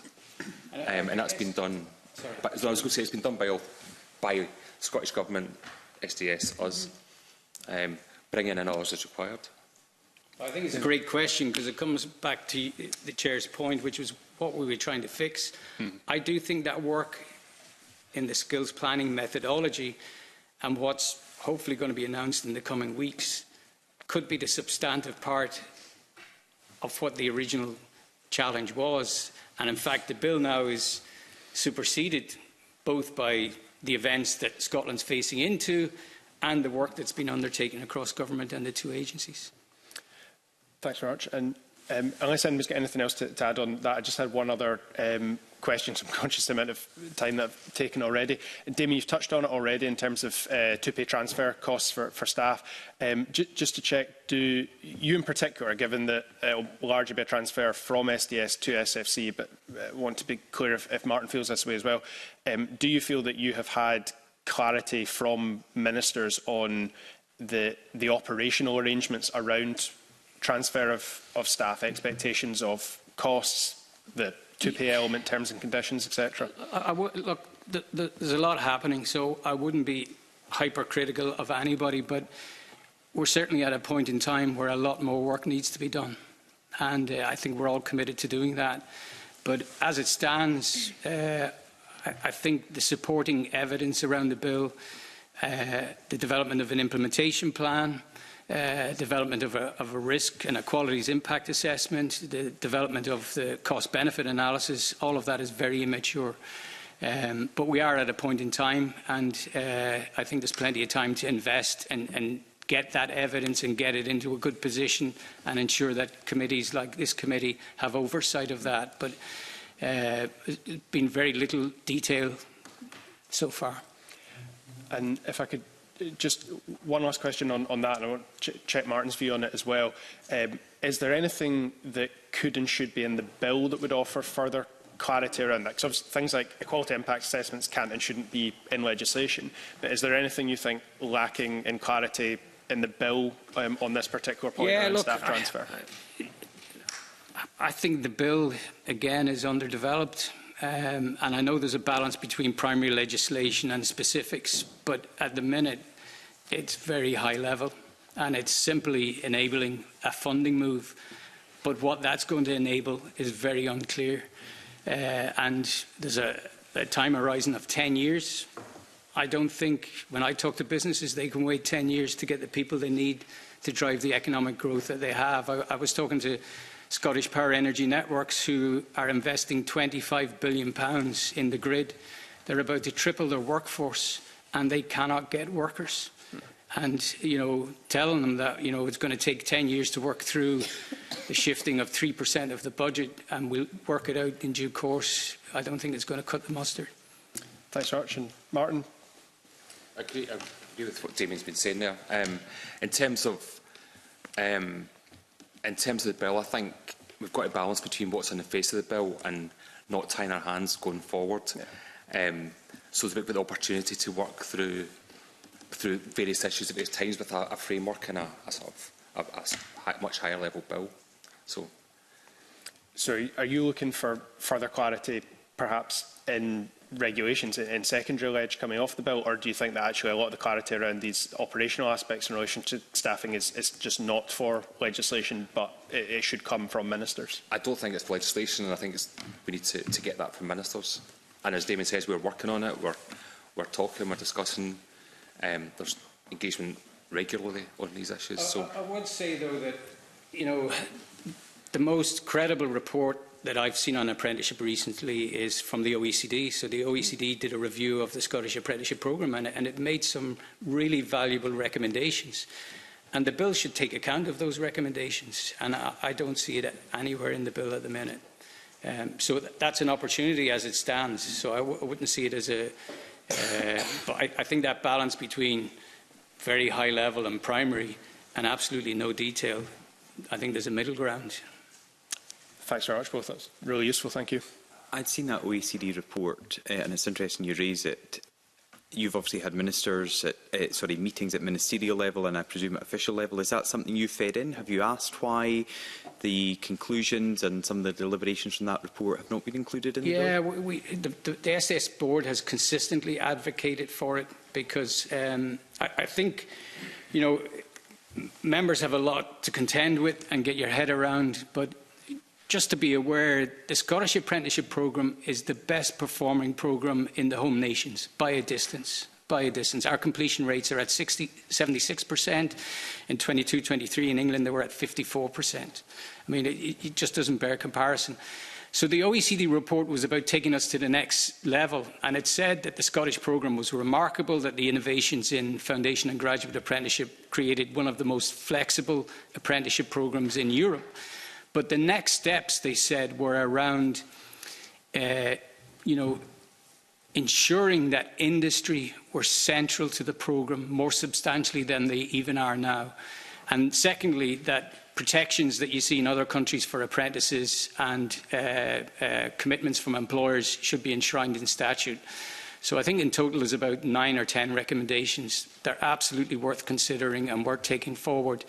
And I think that kind of took our board into a position which is, if funding is as constrained as it is, and there's no two ways about it, that there is no new money. And more than that, the purchasing power of our money is reducing every year because of inflation and wage inflation and so on. The kind of untapped area that our SDS board looked at was that annually, as I said before, in Scotland, employers invest £4.1 billion in workforce development. Across the UK, it's about £44 billion, and that's on the basis of a study that McKinsey's did for CBI UK. Much of the £4.1 billion investment is spent, almost in spite of the £3.4 billion that we invest in post-school skills. And so the SDS board are saying, look, is there a way that we could empower industry to co-invest, particularly with the colleges? And there's a programme of work underway just now that SFC and ourselves are involved in called Workforce North. And so simply put, the Highlands and Islands are looking at £100 billion worth of investment coming into the region in the next 10 years. It has the most pronounced reduction in workforce of any region in Scotland. So today we have to get around the table and sort this out. So over the last 3 months, our chair has led for the DFM a mission in the Highlands and Islands. We've worked with all the major employers, with the Cromarty Green Freeport, with the local authority, with Scottish and Southern Energy, with Highlands and Islands Enterprise, with UHI. And that culminated in a workforce summit in the Kingsmill early in April. And what we're trying to do is to see, can we get more of that £4.1 billion that employers are investing? Could they invest alongside the colleges? And the combination of that give us an expansion of our programmes that we haven't seen the like of before. Now, the example I would give is in Glasgow, BAE Systems spent £12 million building an engineering academy to de-risk the workforce supply. If we could have matched that with public money, we could have built a regional engineering academy supplying not just engineers for BAE Systems, but for the wider Greater Glasgow area. So I think the real prize going forward is to roll up our sleeves, engage with industry, get them to co-invest with us, and I guess a big push would be reinvigorating colleges to do more of what they traditionally were very good at, which was technical and vocational skills. I think in recent times the policy shift has pushed more output towards higher education. But I think the opportunity is to reinvest in the college network, and more of that money might come from the private sector. Okay, just before I go to Jackie Dunbar, though, have you had any explanation from ministers or officials why do they have a reason for not supporting the recommendations in the OECD report? Is there anything that would prevent them from taking them on? Has that been raised with you or raised with any other members of the panel? Not with me, no. No. Okay, Jackie Dunbar. Thank you. Good morning, panel. I'm going to ask a couple of questions round about the college student support, like I did in the first panel. Some responses from the calls to views have raised concerns around about the ability of the SAS systems to cope with further student support responsibilities. So can I come to Catherine and ask you how confident SAS is that it can deliver not only the existing responsibilities but also the new ones? SAS have a kind of a really complex landscape, because we not only deliver for universities, we also do nursing and dental bursaries, for example. So the short answer is extremely confident, because our systems already are working on different programme lines, as I would explain them, to deliver different student needs. So actually, if we were taking on additional programme lines, whether that be now with the colleges or in future, then we have the ability to do that. We also have a fantastic team, frankly, at SAS, who understand the student needs and the college sector. So they do engage with colleges, schools and universities. And so we are doing outreach constantly and understand what the needs are, and we are constantly adapting our systems to ensure that they are fit for purpose for that need. So I would say very confident. And Martin, if I could come to you, can I ask what the SFC is doing to ensure that there shouldn't be any problems going forward in the responsibilities that's going to be passed to SAS? So we've been working with SAS since right from day one. Our teams are engaging. SAS colleagues are learning how we currently deliver the student support system for FE students in colleges, and we hope that will be a seamless transition. It's our intention to commence it in March. March. The team will be laughing at me at the back there, thinking March would be far too soon. But it is our intention to take budget responsibility from 2026 onwards. And the transition would take, we've said, about a year. We're going to go through a full financial and academic year hand in glove. So our teams are already working hand in glove in that, and we've got a plan, and we're engaging with colleges. We've spoken to a few of the colleges. We've provided them reassurance that nothing will change. It's a seamless transition. It is an as-is change. However, we're also engaging them to identify any quick wins, anything they think they would like us to look at that we can do as part of the transition. Okay, and that was, you just touched on the other question I was going to ask, because some of the other concerns that have been raised has been the model of delivery for further education, student support. The responses said that they thought that maybe that it would give colleges less flexibility in the delivery. Can I ask what your views are on that, and how would the delivery of support that you would give them would change? As my colleague Martin said, we're doing a teaching with him, so it is a lift and shift. We will continue to pay colleges as they are currently paid from SFC, and therefore what we're doing with that is streamlining the funding for students in one place, and that is the objective. Our objective is not to change the funding, it is to ensure that we have the streamlined delivery of the funding. Of course, over time we want to make sure if there are any opportunities for improvement, as I said, that the colleges are reaching into us and we're reaching out to them to capture that, and that we would do a continual improvement programme from that. But we're certainly not looking to do any radical changes or change the allocations they currently receive. Okay, so you don't see any changes to the way that the colleges deliver? None. Okay. We will not be taking the role that they currently do within the college environment. SAS will be doing the payment as SFC do currently. Martin, have you got anything to add?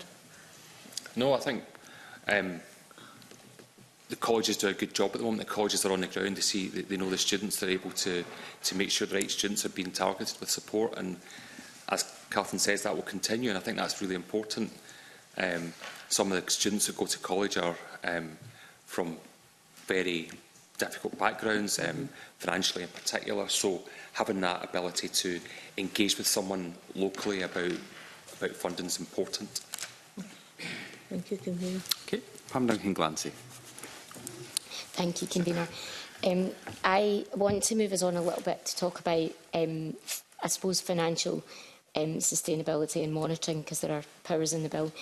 Can I start by maybe just setting the scene, I guess, which is that currently I think we've got about 84,000 young people not engaged in employment, training or education, and more of them come from poorer areas than others.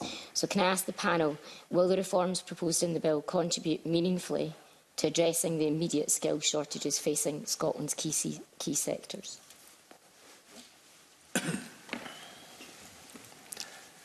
From my perspective, I think that if we put all the funding in one place, it gives you that view to be able to target the money to the right place and to the right people. Once the skills planning function is delivered, with all the funding in one place, you'll have a much better idea of what skills are needed, where they're needed, and to be able to target that money and to ensure that colleges, universities, private training providers, etc., are all focused on delivering what's needed by everyone in Scotland. Colleges do a great job at the moment in terms of getting people out of poverty or getting people out of that sort of situation, not in education, employment and training, giving them chances, giving them a chance to learn short, sharp courses, look for things that they might want to do. So we want to keep the colleges doing that. We want to keep the colleges inspiring people, engaging with people. I know that one real example, some of the MSPs were at a reception last week. I know Mr Rennie was, that was the only person I saw. But we heard from a young lady called Megan who had a really difficult background, and she'd been in care and she'd been taken in. She ended up at the college. She started off an apprenticeship. She then moved from that apprenticeship. She realised she could go further, and within that college she did an HNC and HND. She wanted to work in residential childcare because she wanted to go back and do it better than it had been done when she was there. And then she finished in the college getting a degree. She's now getting her honours degree this year. She spoke really well about her experiences, but she also spoke about how important that college was and how important that the support from the college. And it sort of goes back to the question about the student support. It goes back to the question about what a college is for. It goes back to that colleges can deliver that end-to-end care and look after people, particularly who maybe a care background or widening access, etc. Thank you, I appreciate that. And if the bill was to pass and the funding was to go all to SFC, how big a priority would apprenticeships be in the wider scale of the work that you do? I know we've touched on that already, but just in the context of the 84,000 people that are not yet in education, training or employment. So we see we support all forms of post-school learning, education, training.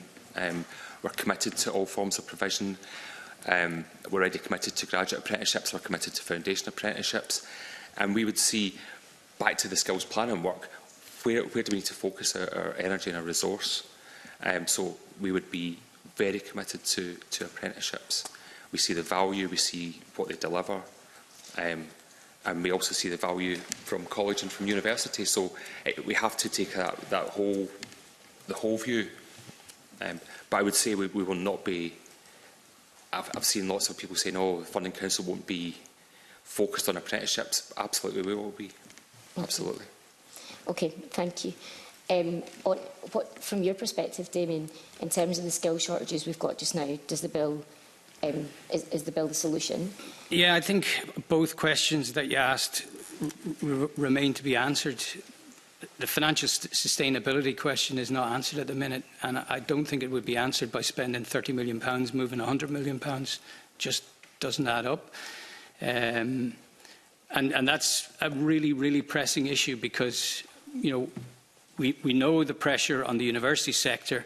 I can imagine that's probably replicated in the college sector, but I haven't seen the annual report that the Funding Council publish. I think it may be due to publish soon on the financial sustainability of institutions. I'm going to come to that. I don't think we know the scale of that. And certainly I know the Funding Council are putting a lot of effort into the sustainability, particularly around Dundee University, but this bill is focused on a 10-year horizon. We don't have 10 years. In terms of the skills shortages, we have all the intelligence. We know exactly where the jobs are needed. We know exactly where the investment's coming. You know, we need to get on with it, and it needs to be urgent. And, you know, the committee may want to have a look at that Workforce North mission. I think it represents an example of, you know, immediacy, the urgency and the need for industry to collaborate with the public sector against what I would call a generational opportunity. Not in our lifetime have we seen anything like £100 billion worth of investment coming into the Highland region. And it could be a massive opportunity to, you know, repopulate and grow and develop the whole region for the benefit of Scotland. And, you know, this bill just doesn't speak to that. Thank you. And the point you make about the long-term sustainability of the sector, I think, is an important one. So, I guess, can I just ask Martin, the bill gives powers to the SFC to make recommendations, issue guidance and monitor the financial stability of the post-16 landscape. To what extent would that improve your ability to identify risk, and how could the proposals be further strengthened?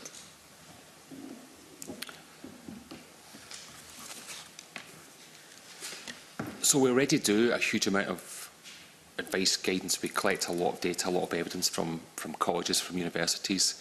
We're engaging with colleges, universities all the time. We're engaging with universities, in particular around financial issues, and colleges around financial issues on a quarterly basis.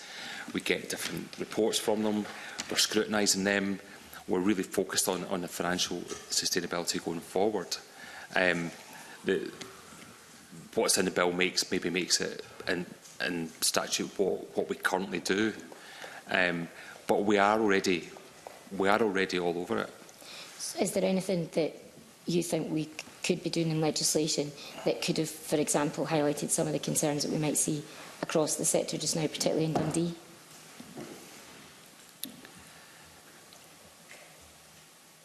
I don't think.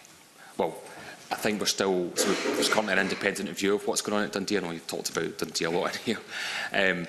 There's an independent review that will get to the bottom of what happened at Dundee, and we'll take any lessons learned from that. We think, and based on our discussions with universities, we are pretty sure that Dundee is a one-off, and what happened at Dundee is a one-off, but we have to wait for that independent review. Once we get that, lessons learned, and if there's any lessons that we could put into the bill, that would be useful. But at the moment, I don't think we could add to the bill that would have changed what happened there.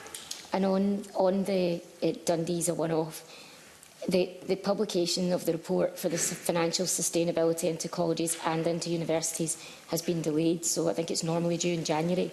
Can you explain why they've been delayed and when they'll be published? So we will publish them in the autumn. A couple of colleges had delayed publishing their accounts, which meant that we couldn't publish in January, and we decided to bring them both together and publish them both in the autumn, because if we'd published in March, April, then the data would have been out of date. We'll get much more up-to-date information in the coming weeks, and that will inform our publication in the autumn, so it's all September time. Okay, so there's obviously significant interest in this, in the financial sustainability of the sector, not least as part of what the bill might do, but also just in general. I don't think anyone can escape the concerns that have been raised around this. No, at all. And was there any indication that you could at least provide some information in the public domain on the financial state of the sector, even although you might have been waiting for a couple of colleges to complete their accounts? I think we wanted to publish the full report, and not because then we want to publish a report with all the colleges in it, all universities, not just a subset of them. So because we publish at a sector level, if you take some out, it doesn't really show you the best picture. And do you think that with the new responsibilities, on top of those current responsibilities, the SFC will be able to do the level of scrutiny that is required in the financial sustainability of this sector with the new responsibilities? Yeah, well, the short answer is yes. We will inherit, or will, I'm not sure what the exact word is, but staff would move from SDS. And in terms of our new responsibilities, we've got a whole team of people from SDS who currently do that, so we would be... it wouldn't change how we could currently support our universities, but we might be able to do more because we'll have a bigger staff base. We could focus that staff base on what's important at the time. It might be we focus more on apprenticeships, or we focus more on colleges and more on universities, but with more people you've got a better chance to focus in the right space. Okay, and just my final question then on this is about the colleges that you just mentioned. Colleges have said they're currently concerned about some of the current model for funding that's being used. And in submissions to this bill, they've said that would there be a no detriment principle for the ways in which funding would be distributed in the future. Is that something that you're looking at? And I think that, so the Scottish Government's asked us to look at our funding model. The funding model has evolved quite a lot over the last couple of years. The way colleges are, well, the funding model, I mean, it evolves all the time because things change, the way training changes, the way people are learning changes. But the way colleges are funding it means that we don't want to put massive shocks into the system. So we've got to look, if we're making changes, we've got to maybe phase them in over 2 or 3 years. But I don't see, our funding comes from the Scottish Government, so it would be up to them how they wanted to, the quantum of funding, how much was to go to colleges, but we are committed to supporting colleges and to keeping them delivering the great work they do. Okay, thank you. Thank you, Convener. Just on the back of some of those points, Willie Rennie. I was interested you don't want to deliver massive shocks into the system at the time where you're transferring massive sums from one organisation to the other, but we'll leave that to one side. We had your colleagues in to the committee before talking about Dundee University, and our concern at that point was that they weren't telling ministers the truth about the financial situation. They weren't being frank with them, let's say, not the truth, frank with them about the dire situation in universities. Is it not a concern to you that, following that, we're not publishing the financial sustainability report of our universities and colleges until months later? Does that not feed into our anxiety that you're not being frank with ministers? I think so. We already share lots of information with Scottish Government ministers through our Finance Committee papers, other papers. At the time Dundee started, I was then from Chief Exec. I was talking to the Minister regularly. Nothing was kept from the Minister. Absolutely nothing. We told the Minister everything that we knew. And we continue to do that. There's issues, we deal with issues a lot, but we deal with them in private. So why don't you publish that? Publish the report? That stuff that you've told ministers.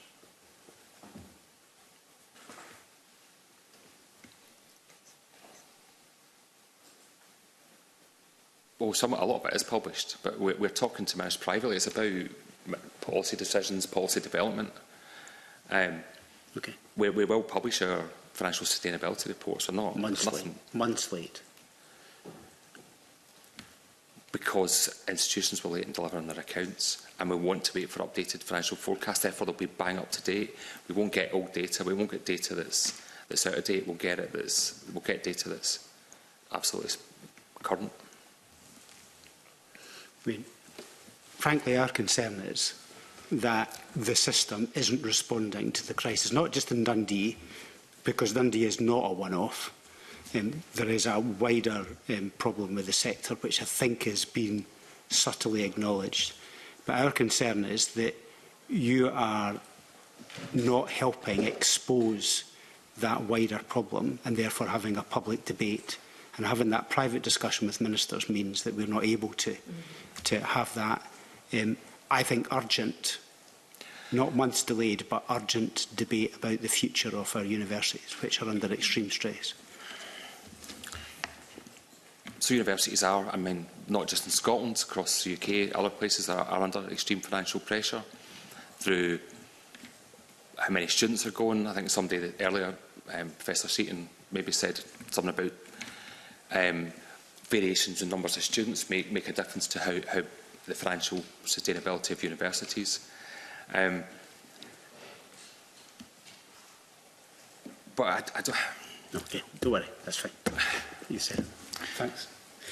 What was the predicted date of publishing the financial sustainability report? When would it have originally been published? When were you planning to, had these two colleges not confirmed their accounts? It was usually about the end of January sometime. End of January. And you're now saying it will be September? Yes. Have these colleges now signed off their accounts? As far as I'm aware, yes. So what's the delay from May to September? Because we're about to get more financial forecasts from them, which we use to build these reports. And we... So are you now going to have a year out? If you publish one in September, are you also going to publish one next January? There's no reason why we wouldn't publish one next January if we have all the information to hand. So what... I just find it quite puzzling. Well, first of all, I think you set a bad precedent. If any college now drags their heels with signing off their accounts, you're basically saying they can hold you ransom and nothing will get published until they've finished their accounts. I don't think that's the case. I think there's been a few... So, Mr. Boyd, just on this point, you've been very clear to this committee that the only reason that a very important report for ministers, but crucially for Parliament and I believe this committee, which scrutinises this area of policy here in Scotland, has been delayed for 9 months because two colleges hadn't signed off their accounts. And you don't think that in future colleges who don't sign off their accounts would see that as delaying the report further, given that's the only reason you're giving us at the moment for a 9-month delay? So, firstly, I don't think the colleges have got any particular interest in delaying the report or not, so it's not as if they've thought we'll delay this report. That's not the purpose of it. Audit Scotland, I understand what part of the reason that the report's been held up, questions they were asking, issues they had. So it's not just the colleges signing off their accounts late. Audit Scotland are telling you not to publish? No, Audit Scotland were part of the reason why the colleges were late. It wasn't just the colleges decided to be late. Right, so the Audit Scotland are part of the reason that colleges hadn't signed off their accounts in these two cases? Yes. But they are now signed off? And you're trying to explain to me why in May, with all the details, that can't be published until September, and why there is not a risk, if I don't put it any stronger than a risk, that this will happen again in future years? So I think it might be better. Well, I'm not trying to avoid the questions, but is it better if we write and give a better explanation of this issue and explain why we've done what we've done? We might. I think we're trying to get to a place where we're given committees, the public, ministers, etc., access to the right information at the right time. Sorry, Mr Boyle, getting a report in September that was due in January is not giving the committee the right information at the right time. It'll be much more up to date. But surely, I mean, if you'd published the report originally in January, the information that will now be available from May to September wouldn't have been included in January's one, so it wouldn't have been up to date at that point. I don't know why you can't just publish it now. I will go back and speak to my colleagues, and we will come back to you and say and have a discussion about whether or not we should publish it now. I think, yeah, that would certainly meet with my approval. I can't speak on behalf of the committee. Go back to Pam Duncan-Glancy. Thank you, Convener. My question was going to be around whether or not you'd had any intelligence about why the accounts there had been a delay in a couple of colleges. I think you've said that Audit Scotland were involved. Is there any other information you can give us about that? I'm happy to include that in the answer. It's not something that I've got to hand. Thank you.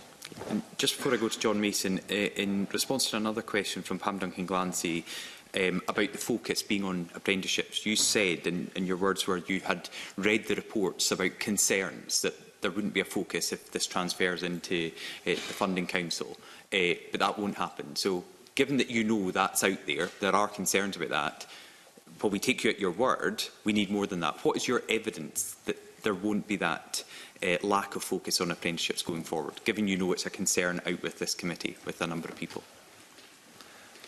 I think in terms of hard evidence, that's quite hard, but we will... Well, that, in fairness, Mr Waller, that's why I'm asking you, because I think it's useful that you tell us that, and it's now on the record, and it will be in the official report. But given that you know that people are worried about this, what can you substantially say as an example? Here's why you shouldn't worry about this. Here's why the SFC can confirm to you that there will not be any dilution in terms of the focus on apprenticeships with the move from SDS to SFC. So I could bring in a number of things. So we inherited the FAs and GAs, as I've already said, a few years ago. Graduate apprenticeships have grown over the last few years. We've got universities like Glasgow Caledonian have doubled the number of graduate apprenticeships. They want to do more. We've just recently developed a new graduate apprenticeship framework, working with various colleagues around operating theatre practice, which was seen as being a massive skills issue. We've delivered that. So far in the last few years, we've pushed forward in terms of graduate apprenticeships, in terms of foundation apprenticeships. But so knowing all that and knowing your record at the Funding Council for achieving that, people are still worried that when you take on this extra responsibility, there will not be the same focus on apprenticeships. So that's what I'm trying to get to. Even with your past record, people still think this is an issue that they're concerned about. So in a lot of the, so I'm going based on what I've read from previous committee meetings or people's submissions. A lot of the comments are about, well, the Funding Council's focused on universities and colleges, not on apprenticeships. Therefore, it will continue to be focused there. But I don't see it as being that. I see it as being we are bringing two organisations together. We'll have a new organisation that delivers the full range of university, college, apprenticeship provision, and our focus will be on all three. We'll have a whole new culture, we'll have a new structure, we'll have a new staff base. There's absolutely no... we're bringing in lots of people with all the experience of apprenticeships over years working at SDS. So that would continue. There's no reason for it not to continue. Okay. John Mason. Thanks, Convener. Maybe to pursue the questioning about universities a little bit more. I mean, you used a few different phrases, like you said you have discussions, Mr Boyle, with universities. You also talked about scrutiny. And these two words strike me as slightly different. Discussion, you sit around the table, have a chat about things. Scrutiny, much more, it's proactive, going in, looking at things. Can you just maybe explain to us a little bit more about your present relationship with universities and colleges, and if you think that might change going forward? So the scrutiny, we do have discussions, we do have scrutiny. So in terms of scrutiny, we get lots of information from colleges and universities on a variety of different timescales, whether it's monthly, quarterly, annually, which we have people whose job is to scrutinise that and look for issues, ensure that the rules are being followed, ensure that the Scottish Public Finance Manual rules are all being followed, all that sort of stuff. We also have an outcome outcomes framework where we are engaging and discussing with universities on a quarterly basis. And we go and talk about risks, we talk about their financial sustainability, we talk about their current outlook, their current issues with the whole system, not just our part of the funding system. We talk about international students, we talk about anything any issues at all, and we can then use that to engage with our board or to engage with ministers, etc., around what current issues are with universities or with colleges. So we've got there's two different bits going on. And there's also many other discussions. We talk to Universities Scotland, Colleges Scotland, we meet the unions, we've got various different forums where we can go and engage around the issues. But we do also have that scrutiny part where we're very much making sure that we've got a sector that will continue to thrive. Okay, so having said that, I mean, Dundee's obviously been mentioned, Dundee's been before the committee. When did you pick up that there were serious problems at Dundee University? Again, I'll go back to there's a review going on, so we're into what happened at Dundee. No, I'm not asking you what happened, I'm asking you when you picked up that there was a serious problem. So we picked up with a serious problem when Dundee themselves, the senior team at Dundee, started to emerge. They informed us. Which I think was around about November. So, yeah. So despite all the scrutiny and discussions, you had not picked up any more quickly than the University Court that there was a problem. Is that correct? Yes. Right. Okay. I mean, the fact, as I understand it, a lot of what you've been doing is under guidance and your normal practice, and some of that's going to be put into legislation going forward. Will that make any difference, or is it just formalising what's already happening? I think it just formalises what already happens. Right. Okay. And thank you. So, yeah. No, it's just, I mean, yeah. Okay, Mr. Yates, you've talked quite a lot about, you've mentioned this 30 million umpteen times already. Is a lot of this to do with pensions? Am I understanding that? And I know the Finance Committee, which I'm also on, Mr. Greer, will be looking at that in more detail. But seeing it's been mentioned, I'd just like to touch on that a little bit. So can you clarify where that big figure is coming from? Yeah, so it would be under 2P obligations. So as we understand it, there would be a 2P transfer of staff from SDS to the Scottish Funding Council. There'll be a number of elements to transition costs, and again, we could write to the committee on that, but specifically on pensions, the civil service pension is much more generous than the SDS pension. So you have two effects. You have the requirement to pay into the civil service pension and in order to allow staff from SDS to transfer across. So 100% of staff who are currently in scope are members of the local government pension scheme. And our view is that 100% will choose to transfer because they have to pay less into and the benefits are greater from the civil service pension. So is it the case that they're in a poorer scheme and they move to a better one, so there'll be more costs going forward, or is there also a backdating element? Yeah, look, the actuarial assessments of a pension receiving new entrants typically requires an upfront payment, and that's where the vast majority of the costs will come from. So each individual transferring would effectively attract a significant payment in order to be admitted to the civil service scheme. But would they not only be admitted as if they were a new employee from that date? No, their funds would transfer from the local government scheme into the civil service pension scheme, and the scheme then would require an additional payment to cover the risks that they're now bringing in. So if they'd worked for 10 years in SDS, it would be as if they'd worked for 10 years for the funding council? They'd effectively buy those benefits. Right, they have to buy out those benefits. So it's actually a very it's a very complex area to assess and manage. Yes. But you've then got the secondary benefit, which is the pension costs of those staff who have transferred compared to SDS would cost around 2.3 to 2.4 million more than if they were in SDS. Going forward? Going forward, yes, as a running cost. Well, so I'll leave it to my colleagues in the Finance Committee to dig into that a bit further. But a question then for all of you.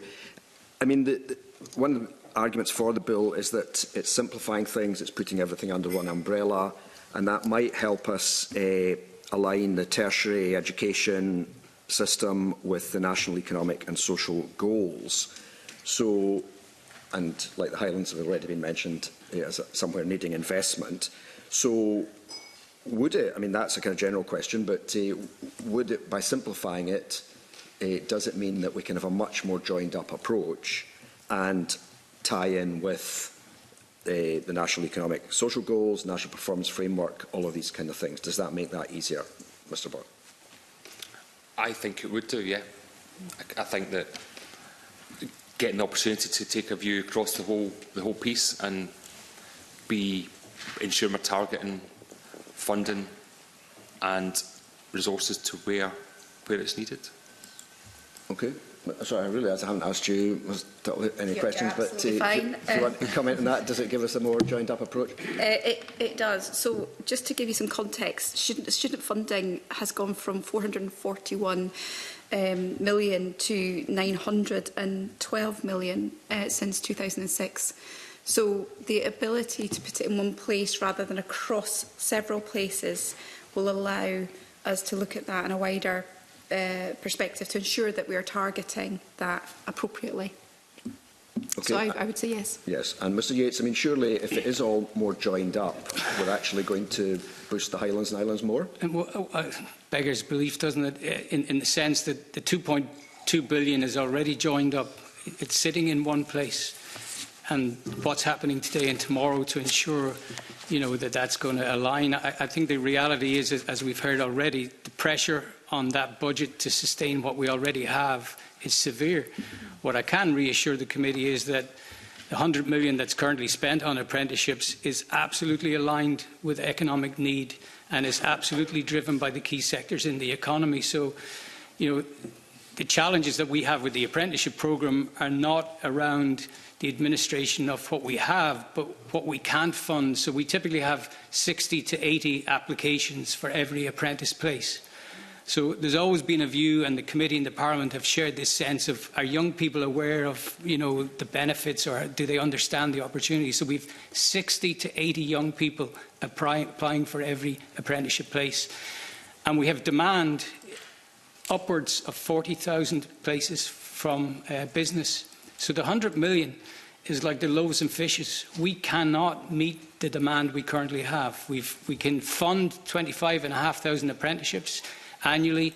We've been able to protect that because we've taken the steps that we've taken through our Transform 27 programme. As I say, reducing our headcount by 18%. The overall turnover of the business is down from 243 million to 202 million. In order to protect that £100 million on apprenticeships. But it doesn't deliver the scale of what industry wants, and it doesn't deliver what young people and others who want to undertake an apprentice. But would the counter-argument not be that if it's all under the one umbrella, and say at the moment we've got young people doing university courses which don't lead anywhere, the SFC would then have the ability to switch some of the money into these apprenticeships? So it could actually be a better thing for apprentices. It could be, but would you pay the money to achieve that when it's all under the same umbrella with Scottish Government? It's all under the umbrella Scottish Government at the minute, and it's just about directing where that money is going to go. Three people or three interactions doesn't represent complexity to me. I think it's very easy for the government to say, we hold the pound, the priorities are X, Y and Z, therefore we commission the right agencies to do the right things. And I would go back to, I think there's a future focus to this. And I think the prize in much of what we need to do by way of reform is, how do we engage industry to co-invest in workforce development at a rate and pace that they've never done before? And simply moving money from SDS to SFC will not achieve that. It requires a lot of effort to engage and facilitate that. Yes, I mean, I'm not particularly arguing with that. I just feel that both your evidence today and your paper, are really all designed to undermine this bill and to paint it as awful as it possibly is. I mean, for example, we believe that the timescales for current reform means that any benefits or unintended consequences of this programme will not be understood for a decade. I mean, surely that is overstating the case. Well, I think that's what actually is that's what's described in the bill. I think that's what the board found astounding, which was that the view presented around this bill, will it take 10 years to deliver the benefits? Well, it says we believe, so that suggests it's your view. Oh, the view of the board, the SDS board have presented that view.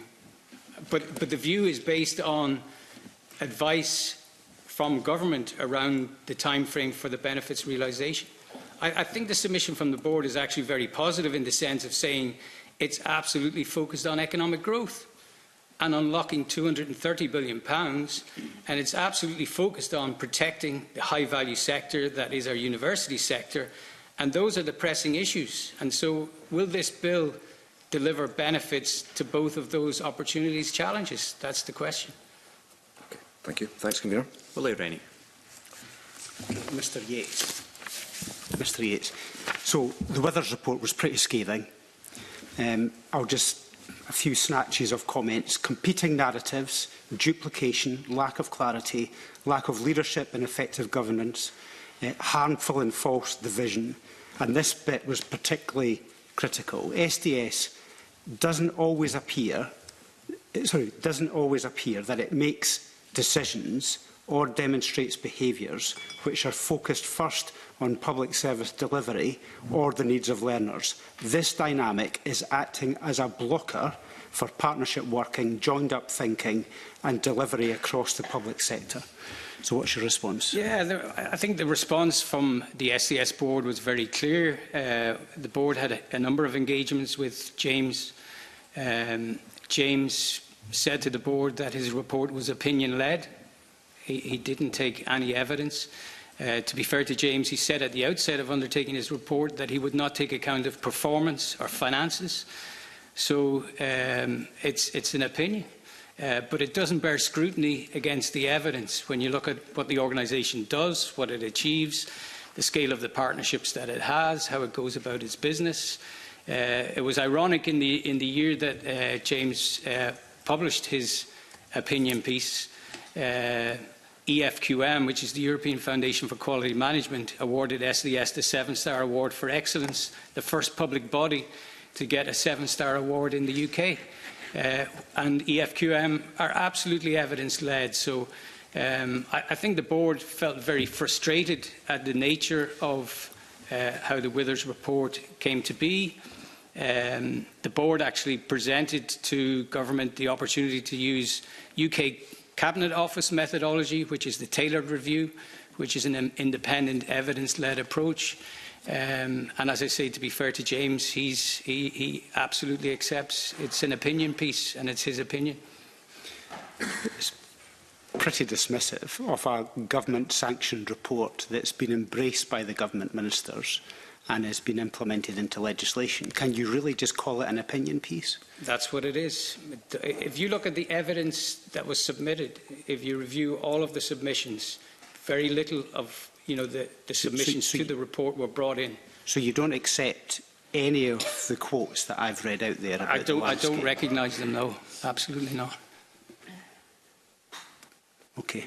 And so the Audit Scotland point that Mr Greer was making earlier on, which was, I mean, again, very scathing at the time, that you think is not relevant anymore? I think the Audit Scotland report was very specific on quite a technical piece of work that required the two agencies to engage on a whole range of data sets with government. And as I say, since the Audit Scotland report was published, the two agencies and government have got together to work much more intensively on how to drive out those differences. And as I said, I would expect in the next 2 or 3 weeks that there will be an announcement for government on the way forward in terms of that strategic direction. So I think that bears to the point of the positive and constructive engagement that goes on. Because what I get from some employers and others is that you're quite a difficult organisation to deal with. Again, we work incredibly closely with the Scottish Apprenticeship Advisory Board, who represent industry. We work with the industry leadership groups. Over 11,000 businesses supporting apprenticeships year on year. The programme has grown from 9,500 apprenticeships in 2010 to 25,500 apprenticeships. That would hardly be achieved by an organisation that's difficult to work with. I think if you looked at Scottish Apprenticeship Week and the turnout of employers who work with parliamentary members and others to extol the virtues of the programme, the range of partnerships and engagements is second to none.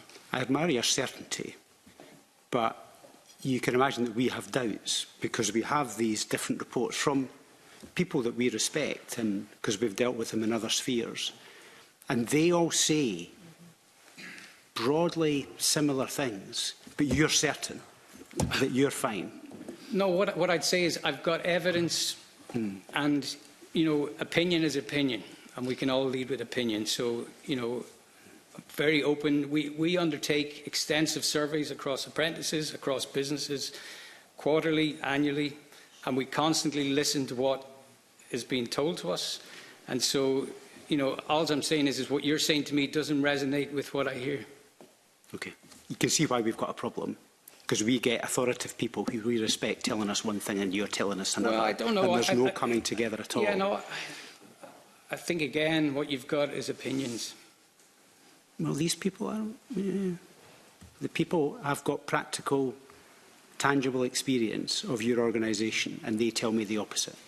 Yeah, look, beyond the meeting today, I'd be happy to sit down and understand any of those opinions.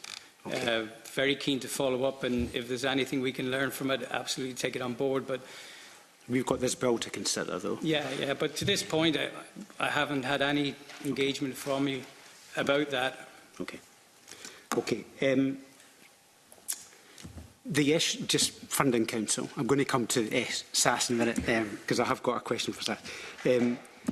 So this point about you can give us, you can say we'll prioritise apprenticeships, but if you consider that the power that the universities have, and to a lesser extent colleges, versus individuals, smaller companies who are getting benefits from apprenticeships, the scale of the funding in comparison.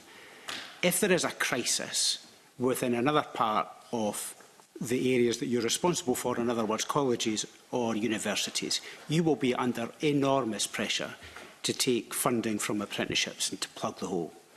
Surely that's the case. I mean, just the balance of power between the different parts of those you're funding, you can't tell me that there's not going to be a vulnerability to apprenticeships if there is problems elsewhere. I just don't see that happening. You don't recognise that power imbalance? No. I can recognise the fact that you see colleges, universities are strong, but we will have, it's in the bill, we'll have an apprenticeship committee as part of our board. They will be influential. People have talked already about different people on our board, different skill sets on our board. So we've got, I mean, we don't currently have a college or university committee. Yeah, but you're all about colleges and universities. Yeah. But we'll have a specific apprenticeship one. Yeah. But we get a letter of guidance from government. We get a clear letter of guidance. We want you to deliver, as does SDS, 25,500 apprentices. So if we're told to deliver 25,500 apprenticeships, then that's what we do. We might deliver more. But you can, again, understand our concern that if you put a relatively small amount of money, and it is 50% of the apprenticeship funding will be put back in with the remaining 50%, so it's not quite the 3%, Mr Yates, but we'll take that. But you can see how it's dwarfed by the rest of the sector and how it might be possible to siphon off money elsewhere when the pressure's on. And we should also remember that at the minute, colleges are funding a lot of apprenticeships already. Our college funding pays for a lot of apprentices. So that's not being squeezed to look at other things. That's still all getting spent. So we will deliver what we've been told to deliver. So who's going to be in charge of the apprenticeships programme within the funding council? Because just now there is a chief executive whose all his time is focused on the apprenticeships. When it's transferred over to the SFC, will it be the chief executive of the SFC with all her authority and power and influence who will be in charge of that?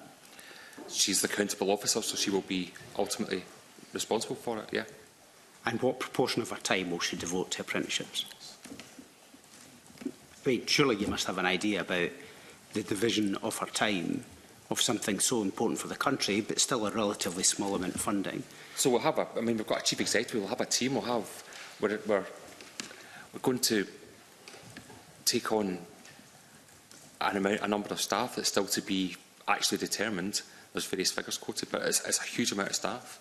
So we'll have a massive support in the organisation for apprenticeships that will be advising the chief executive, who will focus her time on exactly where the current issues are and where it's needed.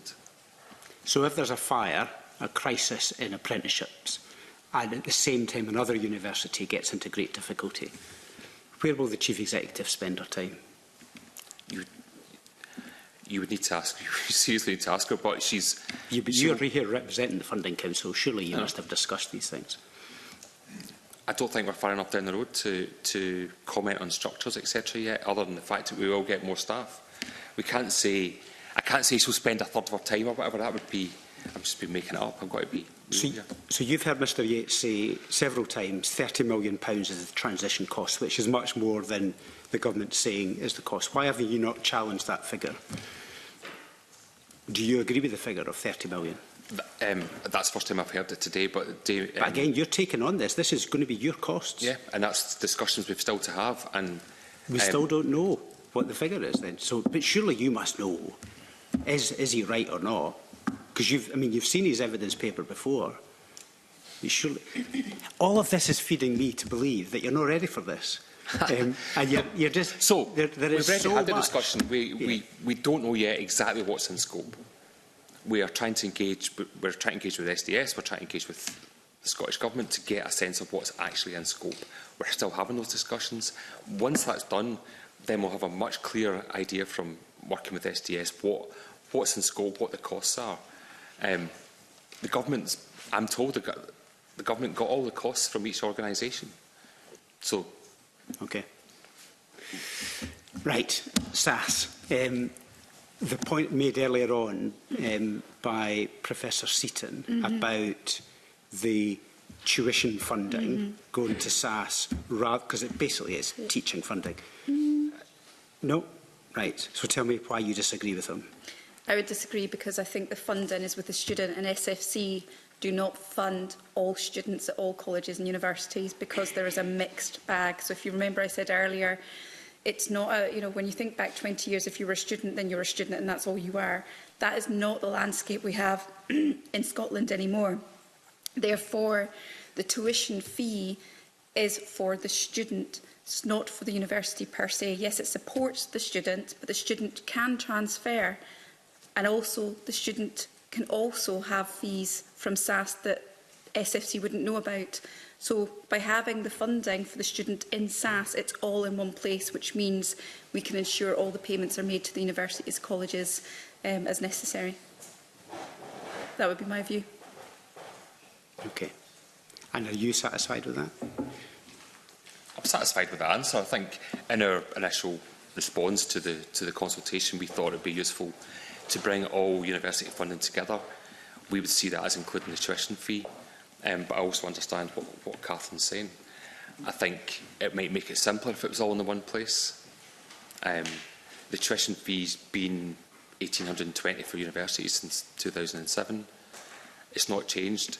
Take the money, roll it into the funding of universities, and we move on. It takes some of the bureaucracy away from universities and from SAS. But I do accept that not everyone pays, and it's that opportunity for people to actually pay some of their tuition.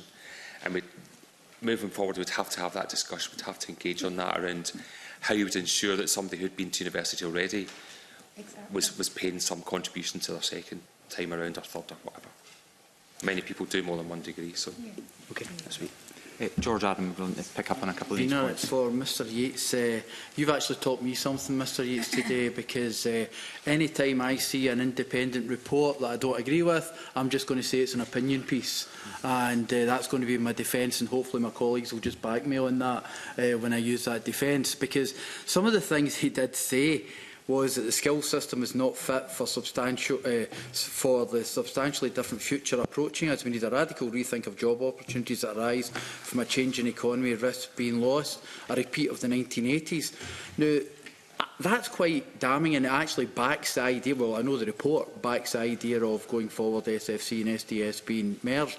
So surely doing this is a way forward and achieves what we want to do, which is everybody wants to do, is ensure that we give opportunity to people to be able to get the job. And I asked the question earlier on where I was told it was, I wasn't told, I was politely told it was an old-fashioned ideal that apprenticeships were the big thing, but everything else is a lot. There's a larger scope in the educational landscape now to be able to find ways to deliver that. And is that not what this is trying to do? So, apart from thank you for teaching me that lesson, that I will just dissay every single report that comes in now with that argument. But surely you've got to take something of what the individual, Mr. Withers, said. Look, there's no, how would you put it? The outlook for Scotland in terms of public finances is hugely challenging. But that, coupled with the scale of the generational investment that we have coming to Scotland, presents an enormous opportunity and challenge at the same time. So you won't hear from the SDS board that things need to be the same. That's absolutely not the case. But that's what we're hearing from you today. If you It's look a very strong argument for things No, remaining you're the not. same. I don't think so. If you look at the SDS submission, the submission from the board talks about the need to respond urgently to growing Scotland's workforce. What we need is a rapid expansion of technical and vocational education in order to meet the jobs that are coming down the road that you hinted at the pace and scale that we've never seen before. If you speak to as I said, the utility companies and the investments they're making, it needs to happen soon. It's not going to be fixed by the investment that Scottish Government is putting into the system at the minute. It is going to have to be invested through a deep collaboration and co-investment with employers and with the public money that's available. And it needs to coalesce around the priorities that are sitting straight in front of us, which is how are we going to grow the workforce to unlock that economic ambition. And within the submission, there's a number of recommendations. There's a recommendation that we need a rebalancing of policy so that the percentage of people progressing to higher education is rebalanced towards a growth in technical and vocational education. There's a recommendation that we need to engage industry and employers much more substantially in supporting and directing the system so that more of what we deliver into technical and vocational education is industry-led. But there's an ask on industry to co-invest, to invest in the colleges, to invest through additional revenue streams, to invest in seconding lecturers potentially into the colleges. This is a national endeavour. And the SDS board submission is not so much dissing the bill, it's more about what do we need to do today and tomorrow to get into a place where we can guarantee we're going to have the workforce to drive that economic growth. And the most pronounced part of it is in the Highland region. But the argument would be that if you streamlined the organisation, you had it in one organisation, you're making that delivery, you would still be able to do it. The actual report came to that conclusion itself. I guess that's the point of contention, isn't it? Because certainly the work that SDS and the partners have put into the Highland North mission is nothing to do with shifting money.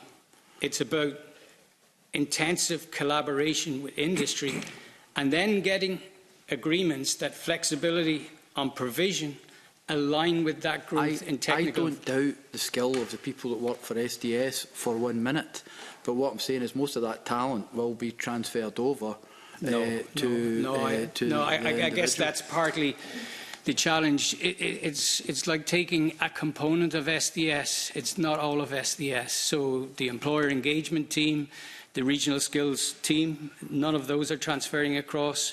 The careers teams are not transferring across. So the integrated nature of what SDS does and its deep engagement with industry is an opportunity in terms of reform. But equally, Mr Yates will feel today that there's similar kind of connections with SFC and other organisations as well already along the similar lines. And part of the report was as well that there was a doubt from the Withers report that SDS were engaging to the level they should be. Well, look, if all of that's true, then why do we have the level of skills shortages that we have today? And then if you extrapolate the need for 1.1 million workers, even if we didn't have skills shortages today, we would need to be doing something different. So more of the same is not going to take us to where we need to get. This isn't the same. The proposal isn't the same. It's moving money, simply moving money. Okay, I think we'll agree to differ. Okay, just before I come to Miles Briggs, Mr Boyle, I want to follow up a couple of your answers to Willie Rennie. So let me just see if I've got this right. You don't agree or disagree with the £30 million transition costs that Skills Development Scotland believe there would be with this bill. But are you honestly saying you're coming to this committee as a representative of the Scottish Funding Council and you don't know what the cost would be to take on these new responsibilities? Sorry, I didn't quite hear all the question. There was other background noise, but I think you said... So, I'll say it again. Sorry.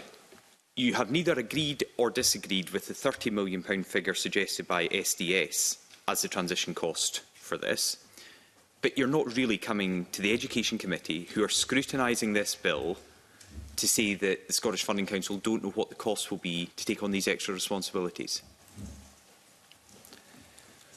As I said, we've not had the engagement yet with SDS to be able to...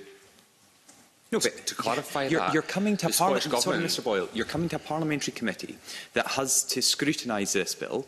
This is our first session, and you prepare for these sessions. You said earlier you were the interim chief executive before of the Scottish Funding Council.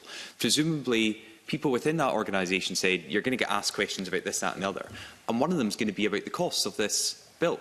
And if it's put into law, how much it will cost to transfer people across and for SFC to take on these responsibilities. Are you saying as a representative of the Scottish Funding Council, an agency of the Scottish Government, that you have no clue whatsoever of the costs of this legislation if it's passed? We still do not know how many... Is that a yes? You have no idea what the costs will be? The blunt answer is yes. But, sorry, I'll make sure I answer the question right. I don't know exactly how much the cost will be. But you don't even have a ballpark. We've not engaged with SDS yet around how many people will come, what the numbers are, what is actually transferring. But you know that SDS have done that work, because they're saying it's 30 million, and you know that. Well, I know that now, yeah. Yeah, but I mean that has been. They've made. I think, Mr Yates, that's not a secret. That's not just been revealed today. So the SFC didn't scrutinise that figure at all? I haven't seen the figure. No one prepared you for this session to say you might hear, because you're sharing a panel with the SDS, that they believe the cost is going to be 30 million. Here's how you respond to that. Well, until we know exactly what's transferring, we can't. So are you saying SDS have plucked that figure out of the air? Can they not know? And there's different views on Toupee. There's different views on. I mean, it's exceptionally complex on all these different costs. So until we know exactly what's going on, how can we... Because it's so complex, we as a committee need to be able to scrutinise this. And I just feel you've come to this committee ill-prepared to allow us to challenge and scrutinise the Funding Council's response to the proposed legislation. I mean, funding is a basic question you will get at every single parliamentary committee. And I'm quite frankly shocked that SFC can't prepare you to answer questions about the financial implications of this bill. What we have prepared the answer is until we engage with our colleagues at SDS. So when do you engage? When we pass this bill as parliamentarians? We would engage tomorrow. So why not yesterday then, if you're going to say you're going to do it tomorrow? Are SDS refusing to engage with you? I think there is, Chair, to be fair to Martin, the scope of what might happen could be determined by the bill.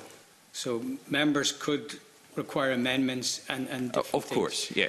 And that will. I mean, we are sorry, Mr Yates, because we do have to watch time. I mean, we're currently looking at a bill at the moment, later on this evening, where there are big amendments that could change the budget of the bill. But to not be able to even give a ballpark, which is what SDS have done, they've given us a ballpark that it will be 30 million. To not even be able to provide rough calculations of what you think it's going to cost, I think is something I'd like you to take back to the Funding Council. So, we tried to engage with SDS, but SDS are waiting until they get, and Damien needs to answer this rather than me, SDS want to wait until they get better clarity from Scottish Government around what's in scope and what's not in scope. But we have, on many occasions, tried to engage, and we can't scrutinise a ballpark. I can't turn up here and say, oh, it's going to be between blah, blah, unless we know exactly. Well, yes, you can, because that's what all other witnesses do. For example, when we have the Scottish Government coming in front of us, they will give us a ballpark. They will give us a low figure and a high figure. It's then scrutinised by members who share this committee with the Finance Committee. That's exactly what witnesses do, bill after bill, time after time after time. Okay, we've got to make progress. Also in response to Willie Rennie, you didn't accept, I think, that there could be pressures between university and colleges funding and funding for apprenticeships. I mean, it's only a few weeks or a couple of months that the Funding Council found, I think, an additional £10 million for Dundee University. So there was a government announcement in the Chamber that there would be £15 million. That was up to £25 million, of which £22 million went to Dundee University. That was their request. So you were able to find £10 million for that. How can you then guarantee us that there won't be similar requests in the future where you have to find sums of money, and those sums of money will not come from apprenticeships? Because the money that came for universities comes from the university budget. No, that was funding that SFC had not spent. That's what we were told. We had your Director of Finance, I think, in front of us, who told us this was a general underspend that would have been returned to the Scottish Government. So what if there is a general underspend in the apprenticeship budget and there is another call for £10 million for universities such as Dundee, as we've just had? Are you saying, even if you haven't spent all your money in apprenticeships, you would not provide that money to struggling universities or colleges? I mean, there would be so many processes to go through to make that happen. I can't. So it could happen then? I can't see it happening. But if you have to return money to the Scottish Government, which would have been the case with the £10 million that the SFC then gave to Dundee University, why would that be any different if some of that money came from an underspend in apprenticeships? But if we had an underspend on apprenticeships, which I can't see as ever having, but if we had an underspend on apprenticeships, then that money would get returned to the Scottish Government. We don't have the ability to spend it on universities. Well, you do, because you've spent the £10 million underspend on one university just this year. This isn't hypothetical. This is exactly what the Funding Council have done in the last couple of weeks, months.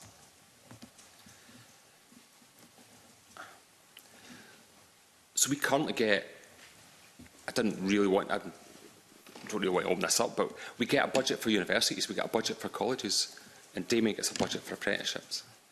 And you're saying voted on by this Parliament. This Parliament votes on it. And you're saying there will never be any. We cannot swap that money around. We're not allowed to swap that money around.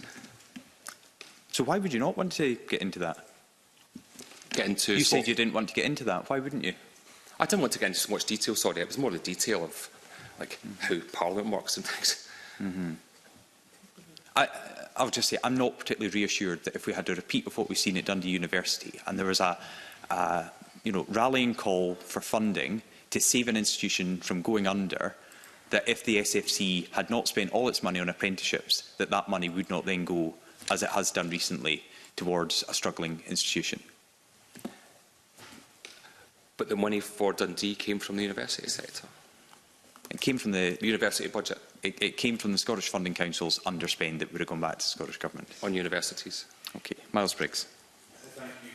Convener, good afternoon to the panel. I wanted to go back to the question in relation to annual reporting on the financial sustainability of the higher education sector. And just for clarification, the information you've been awaiting around new financial forecasts you've received, is that correct? I don't think we've received it yet, no. We're going to receive it very soon, which is why if we publish them now, they'd be out of date. So I raised this question with the Minister at Education Portfolio Questions on the 24th of April, and the letter he sent to me on the 30th of April says that the analysis will be received in June, which would then allow you to update. Is that still? Yeah. Yes. So very soon as June? In your... Next month, yeah. And why would it then take till September for that to be published? I think is the question most of us would ask. If once you've received that forecast, the work's been done on that. I'll say again, we'll come back to the committee and give some answers to that. But when we're talking, there's 19 higher education institutions, 24 colleges. We have to scrutinise them all. We have to do a lot of work on them. We might have questions. We're going to go back to colleges, back to universities with questions, but it'll be over the summer period too. So to make sure we deliver, I would say September, but I'm more happy to go back and get more clarity on that and to make sure that we do meet the needs of the committee. I fully understand your internal processes, but I think we're in a very different space currently with lots of different organisations, including Edinburgh University here in my own region, coming forward with major cuts to their institutions, job losses. And so this information needs to be almost live, I think, for politicians, all of us, to be able to scrutinise that. I'll move on in terms of governance questions, which I had, because in the call for views, it did highlight a lack of clarity around the proposals on both board reappointments, skills and experience of council members and co-opting provisions. So I wonder if you could outline some further details around that and the setting up of that, which you've said is planned. Around what the apprenticeship board. So in the bill it says we will have an apprenticeship committee. We already have a skills committee, and that skills committee looks after a whole range of skills, but includes foundation apprenticeships, graduate apprenticeships. How an apprenticeship committee would operate would be still a matter for agreement, but it would take it would have to take all the good stuff that's currently goes on. Can we improve it? Can we, the current Scottish Apprenticeship Advisory Board looks after apprenticeships. Could we have an apprenticeship committee that looked after, that included employers, other people and we looked across the whole skills remit, which included the skills that come out of university, skills from college, skills from apprenticeships, the high-level skills that this country really needs as well. It's not all about, it can't all be about apprenticeships. Just one quote, Professor Anton Muscatelli, Sir Anton Muscatelli, has said that if Scottish Government wants to deliver its economic strategy, then we need more high-level graduates in the economy. So we need more apprenticeships, we need more high-level graduates. So there's a lot of things. So how can we get a committee together that looks at all of that in the round and is able to advise government, on all at once, and able to say to government, actually, we need more money here and more money here. It's not a case of taking some from here to here. It's more money to deliver the skills that the economy needs. So the responses to our call for views highlighted concerns around a lack of representation of employers and industry. So I just wondered, have you read those responses which we've had, and what's your take on how you would then make sure that in terms of our engagement? So, well, currently we do already engage in a number of spaces with employers and with industry. Our board also includes people who are employers and who've been working in industry. It's not as if we've got a board full of people who are all, say, some sort of academics.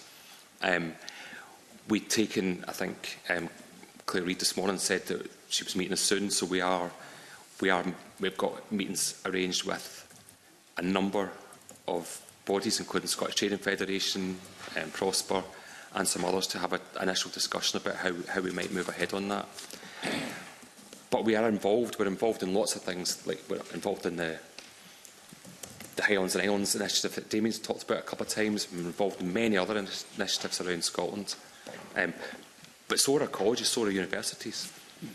Our colleges are engaging employers every day. That's their job. The job is to meet the needs of the local economy and the local population. So they are out there talking to employers, they're talking to local government, etc. Can I maybe bring yourself in, Ms Topley, in relation to the specific concerns, and I raised this in the previous session, in regards to the winding up of SAB, because the bill doesn't provide detail about what will actually replace it. It's all for discussion.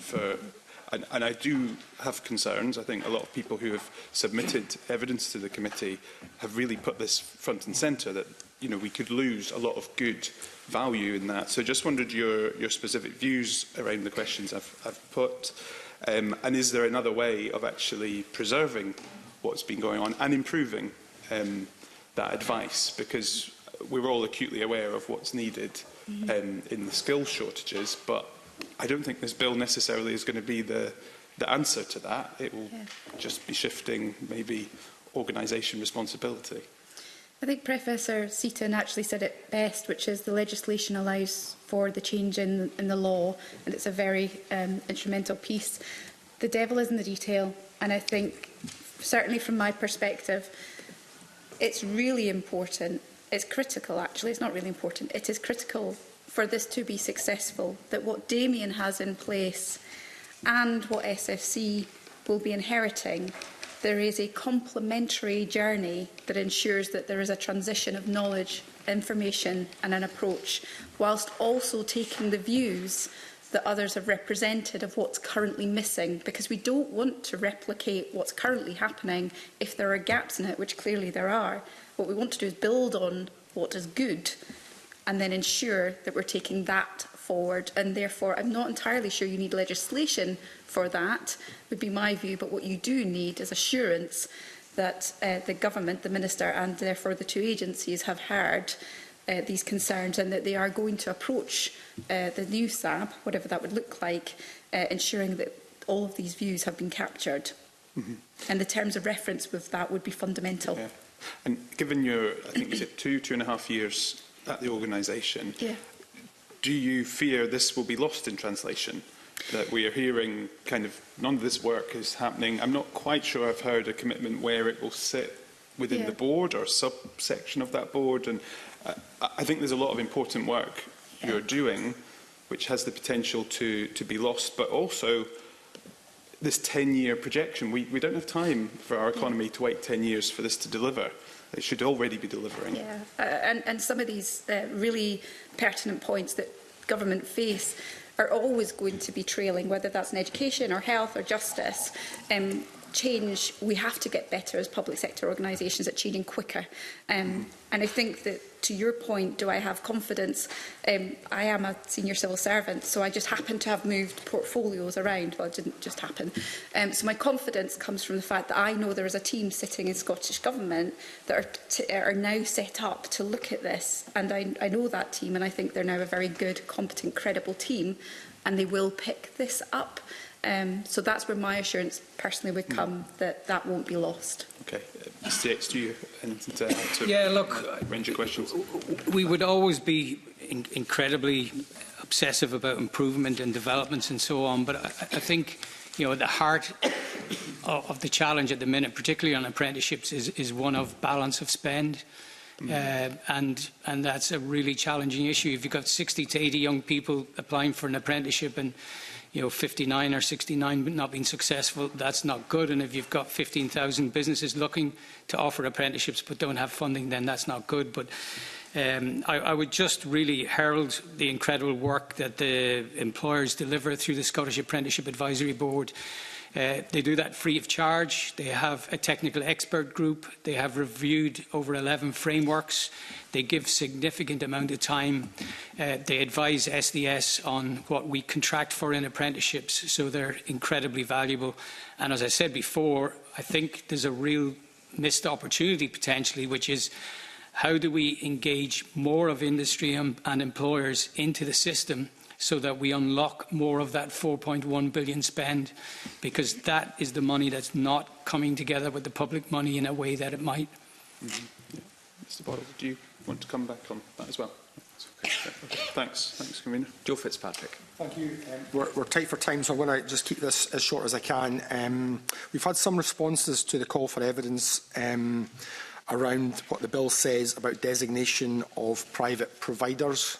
So it'd be good just to hear your thoughts on that area, Catherine. So SAS are responsible for the private providers. Much like you've heard evidence today, some of the evidence that's coming through in the bill is as a construct of work that was already underway. So SAS have already undertaken a project working with Education Scotland for full-time private providers to ensure that there is a robust process in place that protects the student and the public funds. And likewise, SAS are also doing a similar piece of work for part-time private providers. Are you confident that what the bill says or what regulations could potentially say about the private provider's responsibility to the students is clear enough, or does a bit more work need to be done? Yes, I do believe it is clear enough. I think with any business and organisation, you'll always have organisations that are successful and that struggle. And I think what we have done with the bill is ensure that the student is protected through that process. And having managed a couple of instances now where organisations have been challenged, our primary responsibility is to make sure the student can complete that course that they're on, and this does that, and I'm really happy with that. Thank you. Damien or Martin, or either you want to add to that? Okay.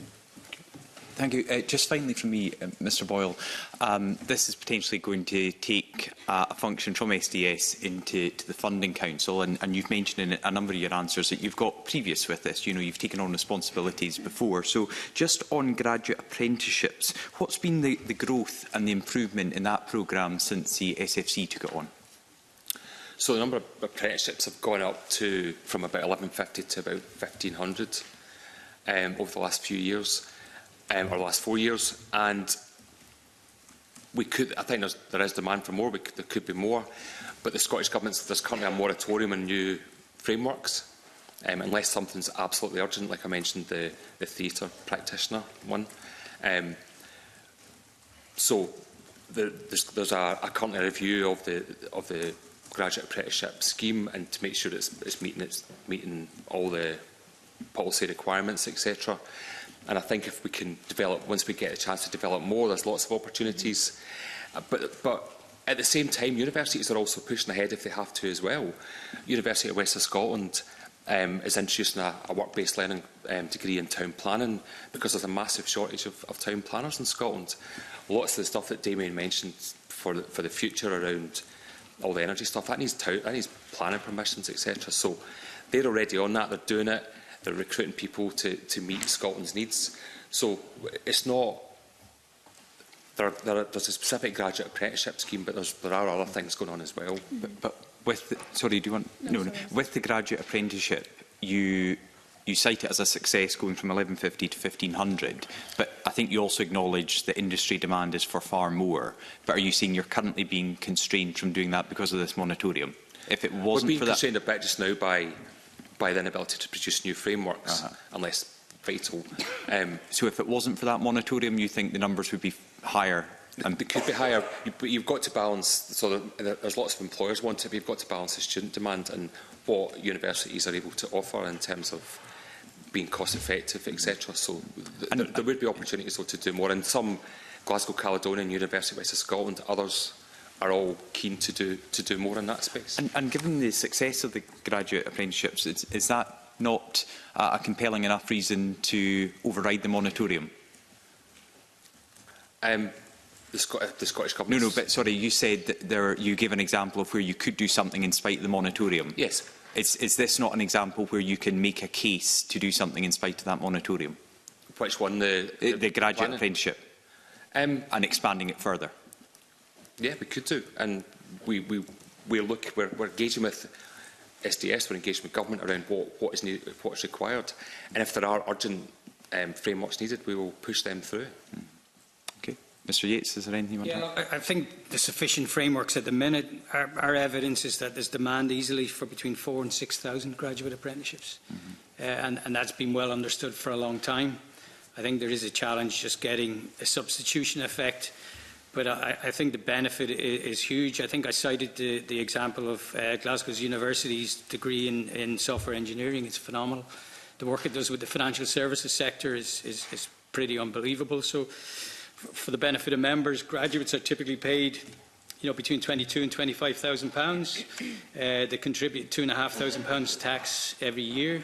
They're well productive within the first year. In fact, British Telecom outsourced some of their graduate apprentices very early on in the programme.